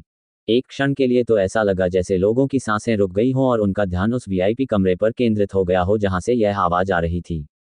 गुप्त विमान अब एक गर्म विषय बन गया था और वहां से सभी कीमती सामग्री बहुत ऊंची कीमत पर बेची गई थी। ये सुनकर कि वीआईपी कक्ष में मौजूद रैंक 2 के मैगस बिक्री करना चाहते हैं, नीचे मौजूद कुछ रैंक 1 के मैगी भी सदमे से उबरकर आपस में कानाफूसी करने लगे। क्या यह आ रहा है? कैमोइन के शल्क लेलिन की त्वचा पर उभर आए जब वह कमरे की ओर ध्यान से देख रहा था। एकत्रित की गई जानकारी से लेलिन को पता था कि रैंक 2 मैगस एलिस्टेयर ने केवल खंडहरों से खजाना चुराया था। वह ये नहीं जानता था कि यह खजाना तभी अपनी ताकत दिखा सकता है जब इसे खंडहर में मौजूद किसी अन्य वस्तु के साथ जोड़ा जाए। ये रैंक 2 मैगस को भी आगे बढ़ने में मदद कर सकता है। अपनी प्रबल इच्छा के साथ लेलिन ये पुष्टि कर सकता था कि भले ही वह जानता था कि यह एक जाल है, फिर भी इस बात की बहुत अधिक संभावना थी कि एलिस्टेयर फिर भी हमला करने आएगा। स्क्रीन पर एक गाढ़ा हरा तरल पदार्थ दिखाई दिया, जो एक गेंद के आकार में हवा में तैर रहा था। ये ज्ञान वृक्ष का सार है। इसकी शुद्धता उच्चतम स्तर 5 पर है। प्राचीन ज्ञान वृक्षों में प्रबुद्ध जादूगर की बुद्धि होती है तथा इसके अर्क से व्यक्ति की आध्यात्मिक शक्ति बढ़ती है। जब इसे अन्य खजानों के साथ मिलाकर इस्तेमाल किया जाता है तो यह अत्यंत प्रभावी होता है। हॉल में बड़ा हंगामा मच गया। यहाँ तक कि ऐसी औषधियाँ जो अनुचरों या प्रथम श्रेणी के जादूगरों को उनकी आध्यात्मिक शक्ति बढ़ाने में मदद कर सकती हैं, उनके लिए भी पागलों जैसी होड़ मच जाती है। इस तरह की एक बहुमूल्य वस्तु जो रैंक 2 मैगस को रैंक 3 तक पहुंचने में मदद कर सकती थी, वह कुछ ऐसा था जो पूरे दक्षिणी तट पर पहले कभी नहीं दिखाई दिया था। बुद्धि वृक्ष। लेलिन की आंखों में समझदारी चमक उठी। वास्तव में किंवदंतियों में वर्णित प्राचीन ज्ञान के क्रिस्टलीकरण में ही इतनी आध्यात्मिक शक्ति होती है कि वह रैंक 2 के जादूगर को सफलता प्राप्त करने में मदद कर सके। मिथकों और किंवदंतियों में बुद्धि वृक्ष एक बहुत ही मिलनसार बूढ़ा प्राणी था और कई प्रसिद्ध प्राचीन जादूगरों ने इसकी शिक्षाएं और ज्ञान प्राप्त किया था और यहाँ तक कि इसके आशीर्वाद और उपहार भी प्राप्त किए थे, जिससे उन्हें बहुत कुछ हासिल करने में मदद मिली। प्राचीन ग्रंथों में दी गई जानकारी के अनुसार लेलिन ने देखा था कि कैसे मैगी को बुद्धि वृक्ष से उपहार प्राप्त हुए थे। अर्क पीने के बाद मैगी आगे बढ़ने में सक्षम हो गए। रैंक 2 मैगी के लिए केवल अर्क के प्रभाव ही पर्याप्त नहीं है, इसे कुछ समय तक संग्रहित करने की आवश्यकता है और इस कारण से एलिस्टेयर के हाथों में यह वस्तु आवश्यक है। लेलिन को जल्दी ही पूरी कहानी पता चल गई। हमें बस ये देखना होगा कि एलिस्टेयर आ रहा है या नहीं। अकेला भेड़िया। आमतौर पर प्राचीन बुद्धि वृक्ष के अर्क को प्रकाश मैगी मुख्यालय में सुरक्षित रूप से संग्रहित किया जाता था और यहाँ तक कि रैंक 3 मैगस भी इस पर नजर रखता था। एलिस्टेयर के लिए इसे प्राप्त करना मूलतः असंभव होगा। उसे बाहर लाने के लिए वे उस प्राचीन वृक्ष का असली सार लेकर आए थे। उस रैंक 3 मैगस ने भी अस्थायी रूप से अपना पद छोड़ दिया था। मैगी मूर्ख नहीं थे और एलिस्टेयर भी इसका अपवाद नहीं थे। जब तक ये पुष्टि नहीं हो जाती कि आसपास कोई रैंक 3 मैगस नहीं है, तब तक वह निश्चित रूप से प्रकट नहीं होंगे। एलिस्टेयर का उपनाम लोन वुल्फ है। वह निश्चित रूप से अकेले काम करने का आदी है और लोगों के समूह पर हावी होने की ताकत रखता है। उसमें एक निश्चित स्तर का आत्मविश्वास और शक्ति अवश्य होगी। एक ही चाल में 2 रैंक 2 मैगी को बुरी तरह से घायल करने में सक्षम होने के लिए उससे निपटना स्वयं भी कठिन होना चाहिए। लेलिन को इस बात पर पूरा यकीन था। यहाँ तक कि रैंक 2 मैगी के भीतर भी एलिस्टार निश्चित रूप से मध्य स्तर से ऊपर था और शायद शिखर तक भी पहुंच गया था और रैंक 3 तक आगे बढ़ने से बस एक कदम दूर था। एक बार जब उसने ये सत्यापित कर लिया कि यहाँ कोई रैंक 3 मैगस नहीं है, तो इस बात की बहुत अधिक संभावना थी कि वह हमला करेगा और इस वस्तु को लूटने का प्रयास करेगा। जब ऐसा होगा तो सब कुछ हम पर निर्भर होगा। लेलिन ने वीआईपी कमरों का सर्वेक्षण किया। अंदर मौजूद लोगों में से कितने डार्क मैगी थे और कितने लाइट मैगी थे। कितने लोग उसके जैसे थे और उनके मन में छिपे उद्देश्य थे। स्पष्टतः बुद्धि वृक्ष के अर्क ने वहां उपस्थित सभी द्वितीय श्रेणी के जादूगरों का ध्यान आकर्षित किया था। एक के बाद एक अनेक मागी की आध्यात्मिक शक्ति, जिनमें से प्रत्येक व्यापार को पूरा करने की प्रबल इच्छा लिए हुए था, उस कमरे में पहुंची जिसमें मागीज था। सामान्य मागी के लिए, यदि उनके पास उच्च स्तरीय ध्यान तकनीक नहीं थी, तो रैंक 2 आमतौर पर सीमा थी। जब ऐसा हुआ तो मैगी के जन्मजात मंत्र पहले ही अंतिम रूप से तैयार हो चुके होंगे और भले ही वे उच्च स्तरीय ध्यान तकनीक पर स्विच कर लें, फिर भी आगे बढ़ना असंभव होगा। पहले से ही आकार ले चुकी क्रिस्टलीकृत मूल चेतना को बलपूर्वक परिवर्तित करने के लिए एक ऐसी विधि की आवश्यकता थी जो दक्षिणी तट पर मौजूद नहीं थी। ऐसी अफवाहें थीं कि यह किसी अन्य दुनिया या मध्य महाद्वीप में पाया जा सकता है, लेकिन यह ऐसी चीज नहीं थी जिसके संपर्क में दक्षिणी तट पर रहने वाले मैगी को कभी आने का मौका मिलता। इसलिए बुद्धि वृक्ष का सार जो ज्ञान प्रदान कर सकता था और रैंक 2 के जादूगरों को उनकी आध्यात्मिक शक्ति बढ़ाने में मदद कर सकता था, रैंक 3 पर पदोन्नत होने की उनकी एकमात्र आशा थी। वे इसके लिए कोई भी कीमत चुकाने को तैयार थे। जब वीआईपी कमरों में द्वितीय श्रेणी के जादूगर अपनी आध्यात्मिक शक्ति के माध्यम से जोरदार संचार कर रहे थे, तभी एक आवाज ने चुप्पी को तोड़ा। 100 मिलियन जादुई क्रिस्टल और आत्माओं के क्रिस्टलीकरण के 50 मानक भाग। इस आवाज में किसी आध्यात्मिक शक्ति का प्रयोग नहीं किया गया था, बल्कि इसे गले से चिल्लाकर बोला गया था।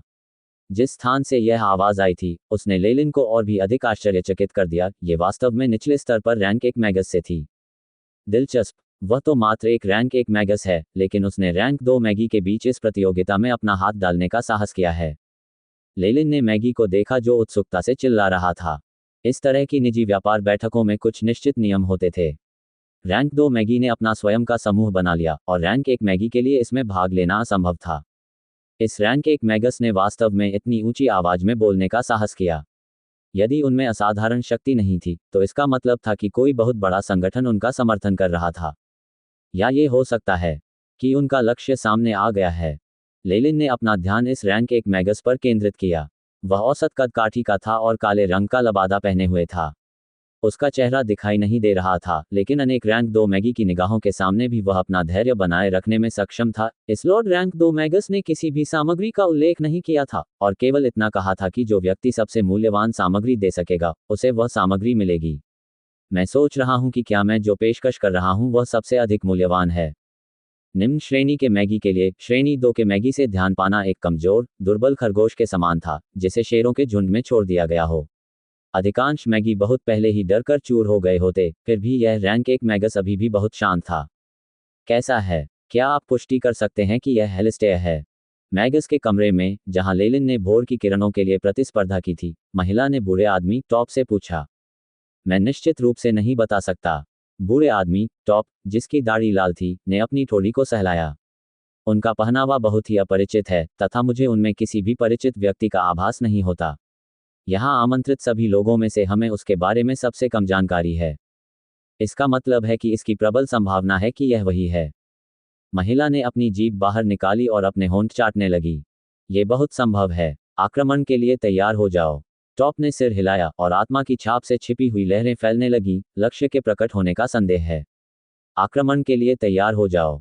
ठीक है, समझा। स्पष्ट। आसपास के वीआईपी कमरों में अलग अलग आवाजें सुनाई दे रही थीं। ठीक है, वहां सन्नाटा छा गया और वीआईपी कक्ष से द्वितीय श्रेणी के जादूगर की आवाज सुनाई दी, जो बुद्धि वृक्ष का अर्क बेच रहा था। जैसे ही वह बोल रहा था, प्रकाश की सुनहरी पीली किरणें उस हरे अर्क के चारों ओर लिपट गईं जो जीवन शक्ति से भरा हुआ था, और वह धीरे धीरे वीआईपी कमरे से बाहर निकल गया। बहुत धन्यवाद, महाराज। बोली लगाने वाले प्रथम श्रेणी के जादूगर की आंखों में उत्साह की चमक दिखाई दी और वह थोड़ा झुका। उसके शरीर से ढेर सारी सामग्री और क्रिस्टल उड़ गए। जिन वस्तुओं का व्यापार किया जाना था, वे हवा में ही मिल गईं। तारांकन धमाका। तारांकन अचानक, हरे अर्क से भयंकर लाल रोशनी चमक उठी। अत्यंत चमकदार लाल प्रकाश तीव्र लग रहा था और एक चेतावनी संकेत के समान था। ये वही है, यह एलिस्टेयर है। कदम। जैसे कि किसी स्विच को ट्रिगर करने से रैंक 2 मैगी से संबंधित वीआईपी कमरे में विस्फोट हो गया। रैंक 2 तक पहुंचने वाले प्रत्येक मैगी ने बेशर्मी से अपनी ताकत का प्रदर्शन किया, और लगातार अपार ऊर्जा तरंगें उत्पन्न हुईं, जिससे आसपास के वातावरण में भूकंप आ गया। अजोरा का बंधन। सुनहरे सफेद प्रकाश की एक किरण ने उस क्षेत्र पर भयंकर हमला किया जहां रैंक 1 मैगस था। आओ। इस समय, जिस मैगस पर एलिस्टेयर होने का संदेह था, उसने अचानक अपने सीने पर से कपड़े फाड़ दिए, जिससे उसके नुकीले दांत और एक विशाल भेड़िए का काला टैटू दिखाई दिया, जिससे अभी भी खून टपक रहा था। उसकी दहाड़ के साथ, एक बड़ा काला भेड़िया मैगस की छाती से बाहर निकला। उसके बड़े और तीखे पंजे आगे की ओर बढ़ रहे थे। तारांकन धमाका। तारांकन विशाल पंजों के कारण सुनहरी पीली लाइटें चकनाचूर हो गईं और वे सुनहरे प्रकाश के टुकड़ों में बदल गईं, जो तुरंत ही बिखर गईं। विशाल भेड़िए का कुलदेवता। ये गलत नहीं हो सकता, यह एलिस्टेयर है। अधिक संख्या में मैगी वीआईपी कमरों से बाहर निकले और रैंक 1 मैगस की ओर ऐसे बड़े जैसे शार्क को अपना शिकार मिल गया हो। व्यापार के क्षेत्र में अचानक एक विशाल दमनकारी बल क्षेत्र प्रकट हो गया। प्रथम स्तर पर भटकते हुए रैंक 1 के मैगी तुरंत पीछे हट गए और जाते समय दयनीय स्थिति में थे। कुछ तो और भी अधिक दुर्भाग्यशाली थे, क्योंकि रैंक 2 मैगी के शक्तिशाली मंत्र उन पर से गुजर गए थे और उन्हें गंभीर चोटें आई थीं। धत्तेरी की, मुझे यहाँ नहीं आना चाहिए था। एक काली आकृति तीव्र लाल किरणों की चपेट में आ गई थी और वह केवल दयनीय रूप से बचकर निकल पा रही थी। उसका शरीर पूरी तरह से झुलस गया था। आकृति का हुड पीछे की ओर खिसकाया गया, जिससे काली आकृति का चेहरा प्रकट हो गया। आश्चर्य की बात यह थी कि यह वही महिला बॉस थी जिसे लेलिन ने पहले भी देखा था, जो जानकारी बेचने में माहिर थी। धत्तेरी की, क्या संगठन के नेता मूर्ख हैं? यहाँ हर कोई रैंक 2 मैगस है। उन्होंने ये जानकारी अन्य मागी से छिपाए और चाहते थे कि मैं, एक छोटा सा रैंक 1 मागस, उनकी योजनाओं के साथ समन्वय स्थापित करूं और शेर की मांद में जाऊं। क्या वे मुझे मरना चाहते थे? तारांकन धमाका। तारांकन। इसी समय, एक विशाल हरे रंग के आग के गोले से निकली चिंगारियां उसके पीछे की इमारतों से टकराईं। यहां तक कि हमले के बाद वहां एक गड्ढा भी बन गया था। महिला जादूगरनी एक क्षण के लिए स्तब्ध रह गई और फिर बिना पीछे देखे दरवाजे की ओर भाग गई। अरे यार, जो चाहो करो, मुझे अब कोई परवाह नहीं है। रैंक 1 मैगस की तुलना में रैंक 2 मैगी के मंत्र उतने आकर्षक नहीं हो सकते हैं, लेकिन उनके अंदर की ताकत पहाड़ों या समुद्र की तरह होती है। किसी वस्तु को छूने मात्र से ही वह धूल में बदल जाती है। काचा। तारांकन। प्राचीन जंगली जानवरों जैसी दिखने वाली अनेक काली आकृतियां चारों ओर से बाहर निकलीं और उन सभी प्रवेश द्वारों को बंद कर दिया, जिनसे एलिस्टेयर बचकर निकल सकता था। इन जादूगरों में सफेद बालों वाली बुजुर्ग, भव्य और प्रतिष्ठित महिलाएं, तथा औपचारिक पोशाक पहने हुए अभिमानी सज्जन भी शामिल थे। उनके बीच सामान्य विशेषता ये थी कि उनकी छाती पर लाइट मैगी एलायंस का प्रतीक चिन्ह था। एलिस्टेयर, तुमने वास्तव में उस महिमा को धोखा देने का साहस किया है जो प्रकाश मैगी का प्रतिनिधित्व करती है। सुप्रीम एलायंस तुम्हें दंड देगा। लाल दाढ़ी वाला टॉप चिल्लाया और उसके हाथ की एक लहर से उसके हाथों से प्रचंड लपटें और लावा निकला जो आग जैसे लाल हथौड़े में बदल गया। लावा हथौड़ा। लाल हथौड़े की सतह पर लावा उबलता रहा जिससे ऊर्जा तरंगें निकलती रहीं जो रैंक 2 मंत्रों से संबंधित थीं। मैंने केवल अस्थायी रूप से प्रकाश मैगी गठबंधन में प्रवेश किया। मैंने जो भी चीजें प्राप्त की हैं वे सभी व्यापार के माध्यम से प्राप्त की हैं। मैंने किसी को धोखा कैसे दिया है? एलिस्टेयर, जो काले वस्त्र पहने हुए थे, अजीब तरीके से हंसे जो भेड़िए के रोने जैसा लग रहा था। ये निश्चित रूप से एलिस्टेयर की आवाज है। जाना, उन गद्दारों से और क्या कहा जाए जो पश्चाताप भी नहीं कर सकते। अनेक रैंक 2 लाइट मैगी दहाड़ने लगे और रंगीन मंत्रों ने एलिस्टेयर को घेर लिया। एलिस्टेयर ने जो एक बड़े भेड़िए का काला टोटेम छोड़ा था वह रैंक 2 मैगी के संयुक्त हमलों के तहत जल्दी ही धूल में बदल गया। आश्चर्य की बात यह है कि एलिस्टेयर ने अपनी बाहें फैला दी और अपने चारों ओर खड़े द्वितीय श्रेणी के जादूगरों पर व्यंग्य किया। मैंने कोई गलत काम नहीं किया है। मुझे रैंक 3 तक आगे बढ़ना है और उसके बाद अंततः इस भूमि पर अंधकार छा जाएगा। वह ऐसे शब्दों का उच्चारण कर रहा था जो भविष्यवाणी की तरह लग रहे थे और मंत्रों के निरंतर प्रहार से उसका शरीर टूटने लगा। तारांकन पाक, तारांकन पाक, तारांकन काले टुकड़े सभी दिशाओं में उड़ गए। ये है एक अंधेरे मैगस की भौतिक शरीर कठपुतली। ये देखते हुए कि कुछ ठीक नहीं था, टॉप ने तुरंत चिल्लाकर कहा, सावधान। यह एलिस्टेयर का असली शरीर नहीं है बल्कि एक अस्थायी मांस की कठपुतली है। कठपुतली के शरीर के चारों ओर लावा का एक छल्ला बना हुआ था। पक पक, तारांकन। मांस की कठपुतली के काले टुकड़े हवा में पिघलकर तरल बन गए जिससे मकड़ी के जाले जैसे बड़े काले जाल बन गए जिसने आसपास के सभी रैंक 2 मैगी को ढक लिया। तारांकन धमाका। तारांकन। विनिमय कक्ष की छत टूट गई और एक जादूगर जो बिल्कुल पहले वाले मांस के पुतले जैसा ही दिख रहा था मलबे और धूल से बाहर आया। वह उस जादूगर पर चिल्लाया जो ज्ञान वृक्ष का अर्घ बेच रहा था। आओ। भेड़िए की चीख सुनकर मैगस की आंखें चमक उठीं और वह कुछ देर के लिए स्तब्ध हो गया। अकेले भेड़िए की चीख। एलिस्टेयर का अनोखा मानसिक हमला। दूसरे दर्जे के मैगी जो फंस गए थे उन्होंने अत्यधिक घृणा के भाव व्यक्त किए। हे, लाइट मैगी गठबंधन के साथ अनुबंध वे लंबे समय से अतीत की बातें बन गए हैं। अब से अंधकार पूरे महाद्वीप को एकीकृत कर देगा। अजीब हंसी के साथ ही नीलामी हॉल में अचानक एक गहरे हरे रंग की आकृति प्रकट हुई।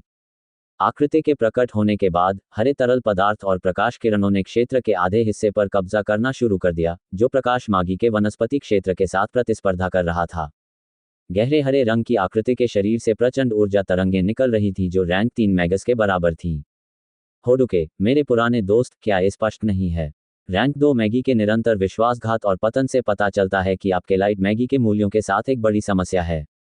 केवल डार्क मैगी ही दक्षिणी तट पर शासन करने के योग्य हैं। गहरे हरे रंग की आकृति किसी प्रकार की तुच्छ बात कह रही थी, लेकिन जिस प्रकाशमान जादूगर ने यह सुना उसके चेहरे पर तुरंत ही तीव्र परिवर्तन आ गया। अनंत नदी के मैदानों के गुप्त विमान के विशाल प्रलोभन के साथ साथ प्रकाश मैगी गठबंधन को लगातार नुकसान पहुंचाने के कारण अंधेरे मैगी ने अंततः इस नाजुक संतुलन को तोड़ने और दक्षिण तट के बाकी हिस्सों में युद्ध लाने का फैसला किया। बाहर आओ, श्वा। तारांकन जैसे ही काला मैगस बोला, हॉल के बीच में अचानक कुछ आकृतियां प्रकट हुईं। इन सभी लोगों ने अपने चेहरे को ढकने के लिए काले रंग के कपड़े का इस्तेमाल किया था और उनके शरीर से खून की तीव्र गंध आ रही थी। इसके अलावा उनके द्वारा उत्सर्जित ऊर्जा तरंगें रैंक 2 मैगस से कम नहीं थीं। ये देखकर रैंक 3 लाइट मैगस की अभिव्यक्ति खराब हो गई। तारांकन गड़गड़ाहट। तारांकन काला बलगम विशाल वृक्ष के हृदय तक पहुंच गया और सफेद गैस से ढका हुआ वृक्ष इतनी तेजी से सिकुड़ा कि उसे नंगी आंखों से देखा जा सकता था। अंततः ये ढह गया और एक छेद वाली काली चट्टान प्रकट हुई। चल दर, हमारा समझौता मत भूलना। फेडलान ने एलिस्टेयर से बात की जो अभी भी अपने वेयरवुल्फ रूप में था।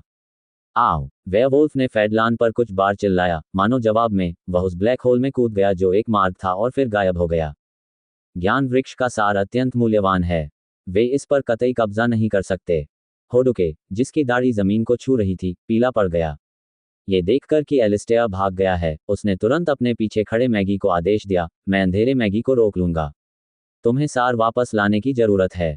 तीसरे रैंक के मैगस के रूप में होडुके अच्छी तरह से पढ़ा लिखा था और जानता था कि डार्क मैगी बहुत तैयार नहीं थे। हालांकि वे भारी नुकसान में थे, लेकिन वे एलिस्टेयर को ऐसे ही नहीं जाने दे सकते थे। यदि ऐसा नहीं होता तो ये केवल कुछ रैंक 2 लाइट मैगी को खोने की समस्या नहीं होती। ये रैंक 3 मैगी के बीच शक्ति के असंतुलन का मामला था। बुद्धि वृक्ष के अर्क का एक हिस्सा रैंक 2 मैगस को आगे बढ़ने में मदद करने के लिए पर्याप्त नहीं हो सकता था, लेकिन एलिस्टेयर के हाथों में खजाने के साथ यह एक वास्तविक संभावना थी। होडुक को यह अच्छी तरह पता था कि एलिस्टेयर के हाथों में मौजूद खजाना बुद्धि वृक्ष के सार के साथ मिलकर स्वर्ग को चुनौती देने वाला प्रभाव पैदा करेगा। मेरे पुराने दोस्त, हमने 200 सालों से एक दूसरे पर वार पलटवार नहीं किया है। मुझे आश्चर्य है कि आपकी वेलिंग अर्थ तकनीक में किस प्रकार के परिवर्तन हुए हैं। होडुके ने बड़बड़ाते हुए कहा, जबकि वनस्पति से शक्ति कंपन करने लगी। हे 20 साल पहले, मैं अंततः अपने प्रयोगों में सफल हुआ और 3000 शुद्ध रक्त वाले क्वार्कों को परिष्कृत किया, तथा उनकी जन्मजात प्रतिभाओं को मैंने वेलिंग अर्थ में मिश्रित कर दिया। मुझे यकीन है कि परिणाम आपको निराश नहीं करेगा। फैडलान फिर हंसा। खोपड़ियों और कब्रों से भरी एक विशाल काल्पनिक छवि प्रकट हुई, और वह पौधों से भरी हरी मृग तृष्णा से टकराए। क्या ये रैंक 3 मैगी का डोमेन है? लेलिन ने 2 रैंक 3 मैगी के बीच मारपीट का अवलोकन किया और एआई चिप को सब कुछ ध्यान से रिकॉर्ड करने का आदेश दिया। 2 रैंक 3 मैगी के बीच लड़ाई बहुत कम देखी गई थी, इसलिए यह अत्यंत बहुमूल्य जानकारी थी। लेलिन, जिसके पास कैमोइन की शिष्या, विशालकाय सर्प की पुस्तक, साथ ही 4 सीजन्स गार्डन से बहुत सारी जानकारी थी, स्वाभाविक रूप से जानता था कि इन 2 रैंक 3 मैगी द्वारा प्रदर्शित शक्ति अभी भी एक सच्चा डोमेन नहीं थी। वास्तविक डोमेन एक भयावह शक्ति थी जिसे केवल रैंक 4 मॉर्निंग स्टार मैगी ही उत्पन्न कर सकता था। किसी डोमेन में, सभी मैगी जो रैंक 4 से कमजोर थे, उनकी क्षमताओं को कुछ स्तरों तक दबा दिया जाता था, शायद इस हद तक कि वे सामान्य मनुष्यों की तरह बन जाते थे। ये दोनों रैंक 3 मैगी केवल इस अवधारणा का एक संकेत समझने में सक्षम थे, और एक मैगस की ताकत को दबाने की भयानक क्षमता का अभाव था।